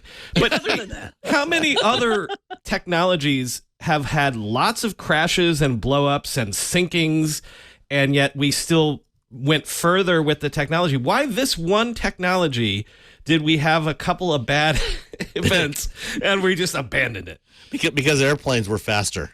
Unfortunately, yeah. Sergey Brin, one of the founders of Google, who has infinite money, had a Zeppelin company, an airship company. Really? Yes. In fact, those big, if you've ever been down by Google down in Silicon Valley, there are leftover blimp hangars, I think must be from World War II. He had leased those and was building blimps in there, but unfortunately, I think that was another of the victims of Google's firings and shutdowns, because I think that they're not doing it anymore. the current generation of the Goodyear blimps that they introduced, I don't know, 5 or 6 years ago, I think. Those are actually not blimps anymore. They are, in fact, Zeppelins. And the Zeppelin company is still in business. They never went away. And so if you see a Goodyear blimp around these days, it is, in fact, a Zeppelin. Because the difference between a Zeppelin and a blimp is basically just a balloon with the pod underneath it. I forget what it's called. Gondola. Gondola. Yes, thank you. And a Zeppelin actually has a rigid frame, and you're inside the balloon. Inside, yeah. And I mean, they still have a gondola. Oh, but the balloon itself has a rigid frame. Is this a Zeppelin or a dirigible or a blimp? What are we looking at? A dirigible is the generic term that encompasses both. So that's actually, that looks like it's actually a Zeppelin. This is Larry's. Like coming on Twit to learn things. This is Larry. Sergey's company. This is LTAresearch.com, and that is one of the big blimp hangars in Mountain View. And there is the blimp. I guess they're not out of business. They says we're united in the belief that next generation airships can complement humanitarian aid and reduce the carbon footprint of aviation. So, if you got unlimited funds, do something crazy and imaginative. Here is a 3D model of the Pathfinder 1, which is their airship. Wow.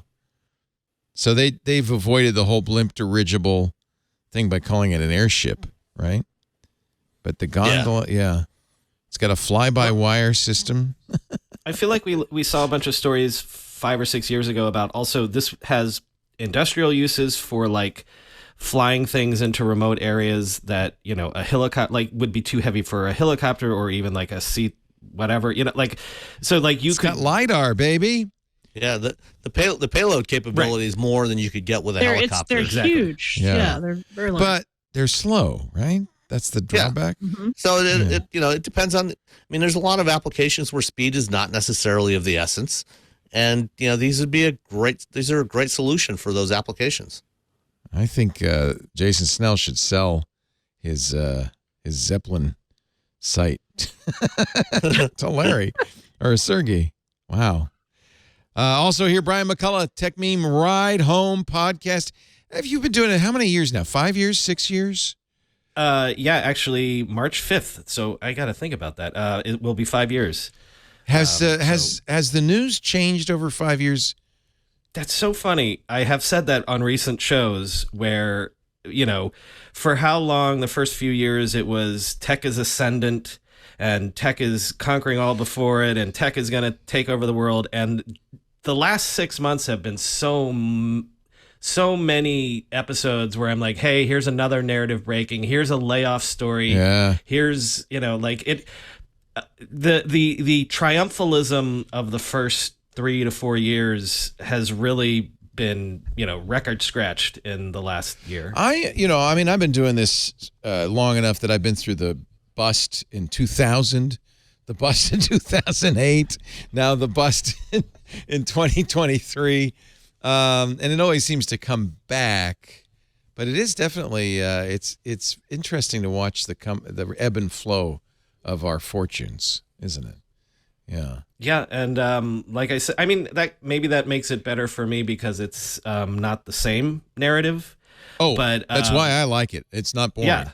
I mean, who knew that we would spend so much time talking about balloons and blimps on this episode, right? Well, or like the now we have a new horse race, like going back to is it going to be Google AI versus Bing? Yeah. So I feel like the first 3 to 4 years of the show, the pandemic notwithstanding, the narratives that I was covering in the tech industry were sort of stuck in amber. And the chessboard is sort of been thrown up in the air this year. Good thing to remember. If at any point we get a little bored, sometimes I do, got sick of talking about Elon, there'll always be something new, different, and interesting to talk about. Tech Meme Ride Home. You can get it right at techmeme.com or subscribe in your favorite podcast player. And hear the news change right before your very eyes. Sam Abdul-Samad is also here, my personal car guy. Wheel Bearings podcast is at wheelbearings.media. Robbie's on that too. I love him. In fact, we've been trying to get him on Twitter. And Nicole. Don't forget Nicole. Nicole too. Great show for people who love motor vehicles. Our show today brought to you by ZipRecruiter. As the world ebbs and flows, jobs come and go, you may want to know about ZipRecruiter because there's going to come a time when you're hiring. And of course, those vacancies always come along at the worst time. You know, for us, we're a small company. Somebody leaves. That means we all have to work a little bit harder. And we've got to scramble to fill that position. Thank goodness ZipRecruiter's here. We use ZipRecruiter all the time to do our hiring. And believe me, there are plenty of industries that are hiring these days. There's in many industries a shortage of talent. But don't worry, because no matter what industry you're in, when you need to hire, you go to ZipRecruiter.com/twit. You can try it for free. It works so well. We've hired some of our best people there. When our wonderful Ashley got a better job, she was in our continuity department, and Lisa and I are going, oh, what are we going to do? What are we going to do? Lisa went to ZipRecruiter, posted the job opening right there. And it's fast because you're posting to more than 100 job sites with one click of the mouse. But it's also fast because ZipRecruiter looks at your requirements, then looks at all the resumes they have, more than 1 million current resumes on hand, and will say, they'll pick out people who match those needs, and they'll say to you, hey, look, here's 10 people who really fit the bill. You decide whether you want to invite them to apply or not. But I'll tell you this, too. When you invite somebody to apply, they're so flattered. They're so excited. It's a great beginning to a potentially fabulous experience. When we post on ZipRecruiter, we usually get somebody great within an hour or two. Lisa will post at breakfast. By lunch, she's going, oh, here's another one. Here's another one. And that is such a relief when you're a person down. It really is great. That's how we found Viva. ZipRecruiter uses its powerful matching technology to find candidates for practically any role. That makes it very easy for you to process those applications because they don't go to your voicemail or email inbox. They go into the ZipRecruiter interface. They reformat all the resumes so it's easy to scan them. You can create screening questions, true, false, multiple choice, even essay, to eliminate people who just don't fit the bill. You can narrow it down, rank them, screen them, rank them, and hire the right one fast in one place. It's so great. In fact, 4 out of 5 employers who post on ZipRecruiter get a quality candidate in the first day. That's always been our experience. It really is a relief. You go, oh, whew, we're not going to have to operate, at half speed. Find quality candidates fast. Let ZipRecruiter keep your team growing strong, no matter what industry, no matter what field. ZipRecruiter is great. Go to ZipRecruiter.com/twit. You could try it there for free. ZipRecruiter.com/TWIT.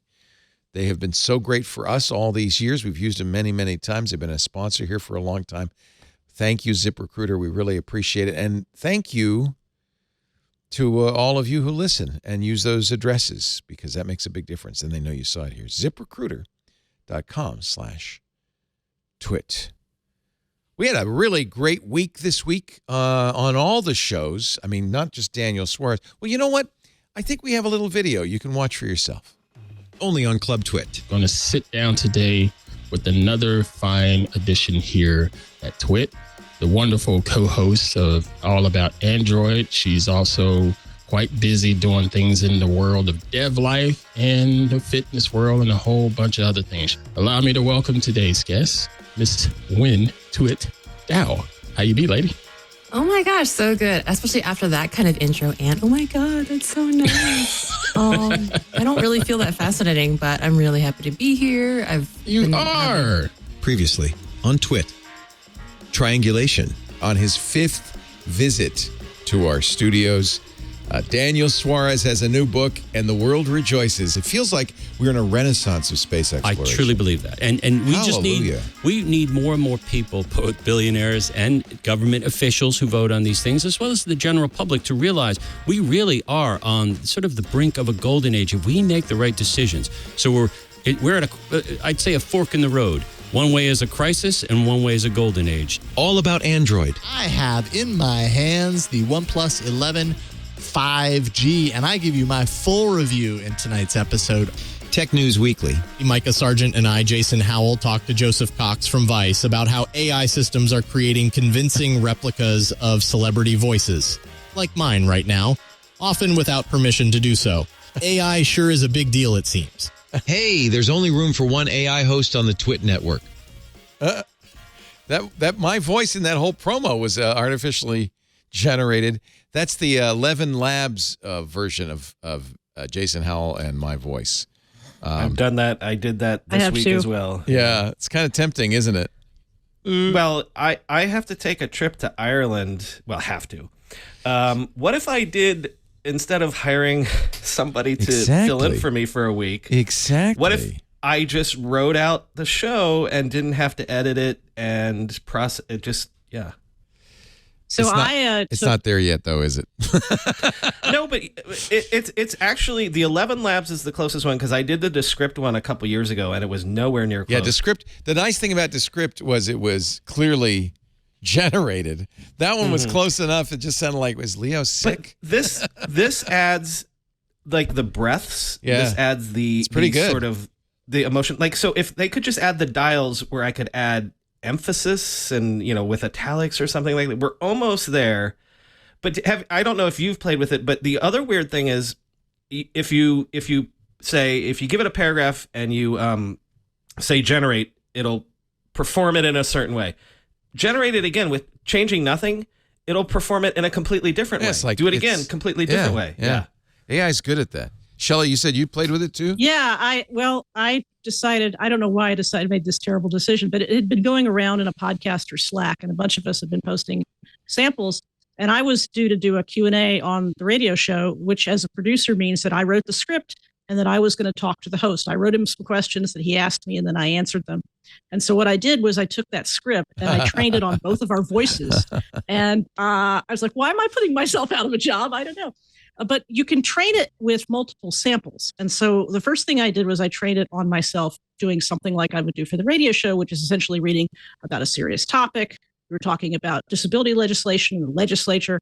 And then I decided to give it a couple of samples, one from my podcast about tech and one from my podcast about movies. So sort of a different tone, sort of a different focus. And I noticed as I added samples, and this was my interpretation, and maybe what Brian says is right, that you can read the same script and have it come back with different sort of tone or whatever. But my feeling was that once I had given it a couple of more of my voice samples, it changed and it got better. It still wasn't me. I could absolutely tell the breathing was right, the sort of emphasis, especially because I made a couple punctuation mistakes at first and I changed them up and it was a little bit better, but it was sort of flatter and without personality. And I chose the clips from the movie podcast specifically where I'm sort of, excited about something, or I'm trying to engage a guest and I've got energy. So I'm trying to figure out whether it's going to transfer that to the clip, and it didn't.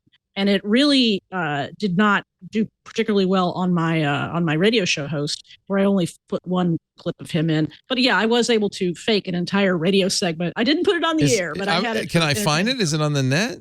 No, it's not. I can send it to you, but I want to hear it. It was entertaining. Yeah, I don't think we have to worry yet. But in fact, Brian, you put this story in my inbox.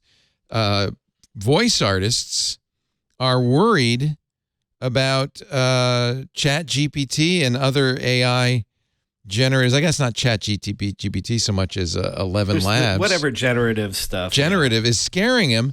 And in fact, more than that, they're now being asked to sign away their rights, which is interesting. This is the story from Vice. Disrespectful to the craft, actors say they're being asked to sign away their voice to AI. When we do voice work, there's always a contract. Usually it says something like, we own this recording for use in every medium conceived of to this point and anything that is ever conceived of in the future.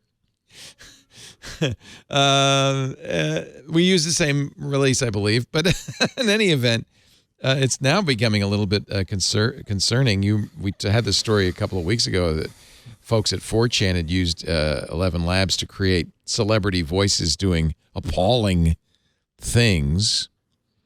Well, the converse would be, I said this recently, Morgan Freeman should sell the rights in perpetuity to his voice, he'd probably be able to get $50 million right now. Right. So like, maybe he wouldn't have to do a thing. Oh, well, maybe he'd have to go to a studio and record for a few days. No, they have so much of it, and this stuff is getting so good so fast. Sign away your rights in perpetuity, and then you'll never lose the March of the Penguins voiceover. Well, wait a minute now. Here is an James AI. Earl Jones already did that. Oh, that's right. James Earl Jones did sell his James voice. Earl. Well, and that's great for somebody whose career is close to an end or who may be looking for a legacy for their family.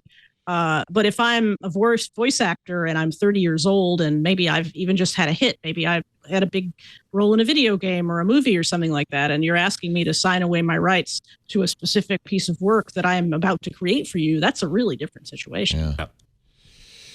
Well, all of us are, I guess, affected now by AI, no matter what your skill.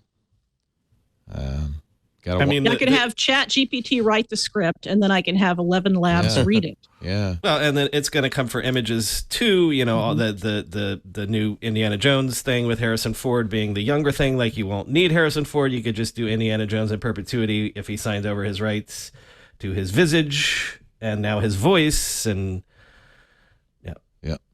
Here is another story from Motherboard about ChatGPT, and for some reason, you can put weird words in there and it responds in an even weirder way. We think we know what's going on, though. There is a subreddit called Count where people are just counting. They've been doing it for 5 years. They're trying to get to 5 million, one at a time. And they have a list of the top Reddit handles in Count, and those are the words.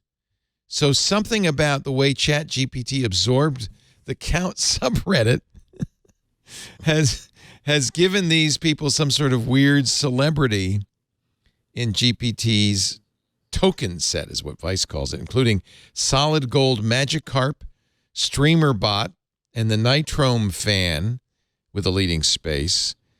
Now, you probably can't type those into ChatGPT anymore. I'm sure people have, But the funny thing was, like, even if they fix this, what I thought was interesting was like the way that you can sort of glitch out the bots, sort of like Blade Runner style. Because one of the quotes in the first 5 paragraphs, Leo, is like they put the name in and the bot responded by saying, "To hell with you."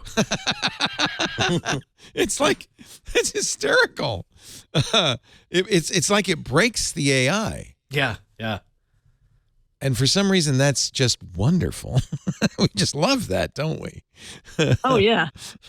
HAL 9000 notwithstanding. Gives us a sense of superiority that we're still be relevant. We're still on top, at least. Well, you could just still do things that are whimsical and weird and funny. And to hell with you. Yeah, I live for that sort of thing.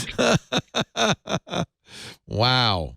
Hey, everybody, it's Leo Laporte, the founder and host of many of the Twit podcasts. I don't normally talk to you about advertising, but I want to take a moment to do that right now. Our mission statement at Twit, we're dedicated to building a highly engaged community of tech enthusiasts. That's our audience. And you, I guess, since you're listening, by offering them the knowledge they need to understand and use technology in today's world. To do that, we also create partnerships with trusted brands and make important introductions between them and our audience. It's how we finance our podcasts, but it's also, and our audience tells us this all the time, a part of the service we offer. It's a valued bit of information for our audience members. They want to know about great brands like yours.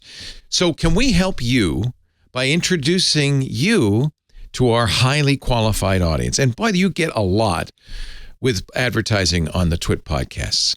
Partnering with Twit means you're going to get, if I may say so humbly, the gold standard in podcast advertising. And we throw in a lot of valuable services. You get a full service continuity team supporting everything from copywriting to graphic design. I don't think anybody else does this or does this as well as we do. You get ads that are embedded in our content that are unique every time. I read them, our hosts read them. We always over-deliver on impressions. And frankly, We're here to talk about your product. So we really give our listeners a great introduction to what you offer. We've got onboarding services, ad tech with pod sites that's free for direct clients. We give you a lot of reporting so you know who saw your advertisement. You'll even know how many responded by going to your website. We'll also give you courtesy commercials that you can share across social media and landing pages. We think these are really valuable. People like me and our other hosts talking about your product sincerely and informationally. Those are incredibly valuable. You also get other free goodies, mentions in our weekly newsletter that's sent out to thousands of fans. We give bonus ads to people who buy a significant amount of advertising. You'll get social media promotion too. But let me tell you, we are looking for an advertising partner that's going to be with us long term. Visit twit.tv/advertise. Check out our partner testimonials. Tim Broom, founder of IT Pro TV. They started IT Pro TV in 2013, immediately started advertising with us, and grew that company to a really amazing success. Hundreds of thousands of ongoing customers. They've been on our network for more than 10 years, and they say, and I'll quote Tim, "We would not be where we are today without the Twit network." That's just one example. Mark McCrary, who's the CEO of Authentic, he was actually one of the first people to buy ads on our network. He's been with us for 16 years. He said, and I'm quoting, "The feedback from many advertisers over those 16 years across a range of product categories is that if ads and podcasts are going to work for a brand, they're going to work on Twitch shows." I'm proud to say that the ads we do over-deliver. They work really well because they're honest. They have integrity. Our audience trusts us, and we say, this is a great product. They believe it. They listen. Our listeners are highly intelligent. They're heavily engaged. They're tech-savvy. They're dedicated to our network. And that's partly because we only work with high-integrity partners that we have thoroughly and personally vetted. I approve every single advertiser on the network. If you're ready to elevate your brand and you've got a great product, I want you to reach out to us. Advertise at twit.tv. So I want you to break out of the advertising norm, grow your brand with host-read, authentic ads on twit.tv. Visit twit.tv/advertise for more details or email us advertise@twit.tv if you're ready to launch your campaign now.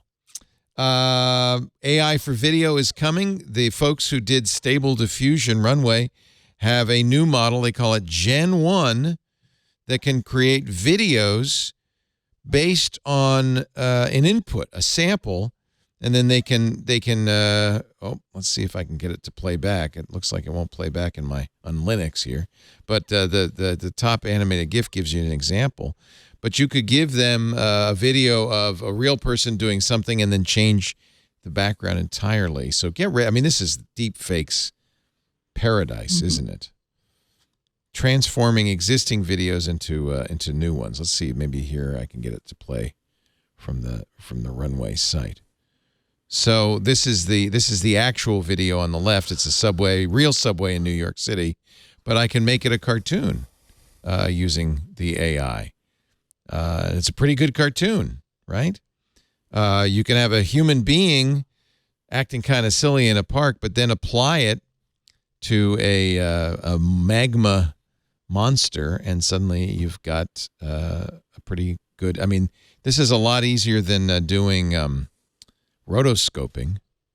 Here's another one. They use blocks or actually it looks like these are runway manuals or notebooks set up to kind of simulate skyscrapers in a road and turn it into skyscrapers in a road. This is really impressive. Give a dog some dots. Research.runwayml.com if you want to see. So this is Gen 1. It's going to allow you to do some very interesting things. Again, varietals, though. Like, what if you prefer the style of one bot versus the style of another bot, or you were an architect versus an artist? You know well, I wonder, like, for instance, this image that it's creating is some artist draw that originally, and this is just kind of stealing it in effect, or is it completely generated from scratch? No, it's been trained on various real images. Yeah. And I assume that would happen with video, where you could train it on the existing TV and movie universe or any video, all of YouTube, for goodness sake. Right. And it has already been done. Yeah. Right. Very interesting. I think we can probably call it a day. You guys have been working hard, and I think it's time to say goodbye. But thank you so much for being here. We had a wonderful time. Shelley Brisbane, you are fantastic. I'll look for you on 6 Colors and at texasstandard.org and on Zeppelin Flights. I've already followed you on Mastodon. And I will follow you back. At Shelley at I've already Zeppelin. followed some of Flights. Twit, but Yeah, that's nice. Really nice. Anything else you want to mention that you're working on? Well, I have a book that I produce for each edition of iOS Access for All, which is a book about everything to do with accessibility for the iOS platform. And you can find that at iosaccessbook.com. I forgot all about that. You were on mentioned that last time, and good. I'm glad we could give it a plug. Gotta plug the book. You And got I'll a be new bugging one. Micah about it for iOS today. Yes. The new one for iOS 16 is out, and yeah, if you have accessibility needs, iPhone does a very good job. iOS does a very good job for accessibility, but it kind of helps to know what it's capable of. Shelley, this is a much needed, very valuable book for everybody. So thank you for doing that. iosaccessbook.com.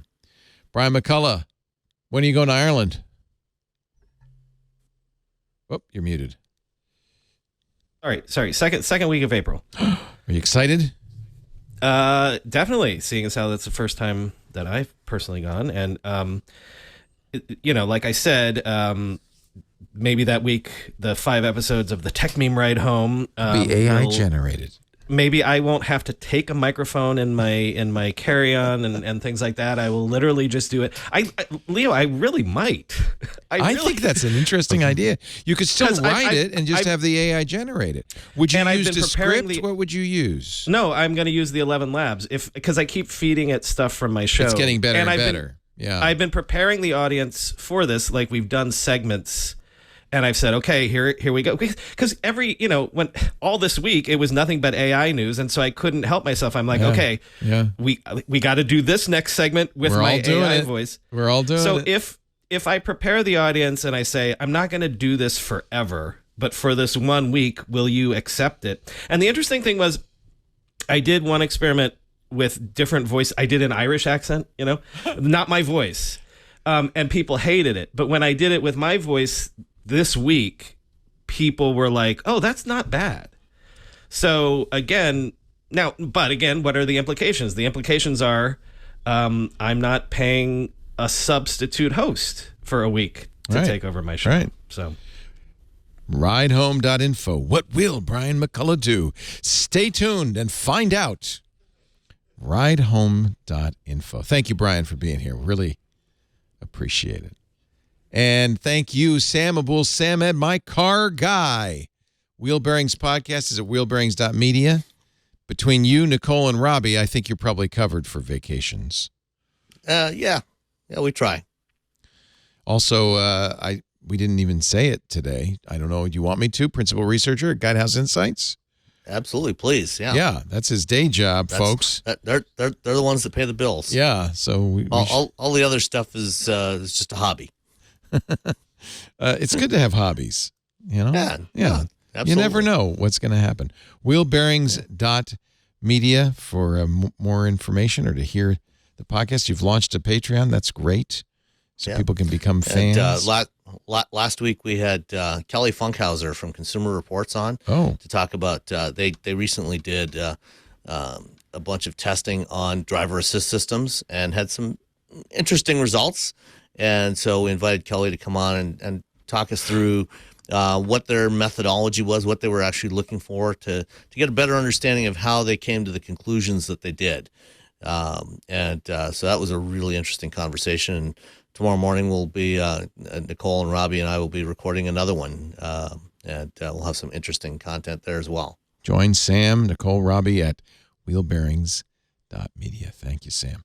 And, of course, join us. Normally, we are not on a Saturday. We just thought we'd give everybody a break because tomorrow is a big game, Super Bowl Sunday. So we invite you to tune in next Sunday. We'll be back on at our usual time, 2 p.m. Pacific, 5 p.m. Eastern. That's 2200 UTC, right after Ask the Tech Guys.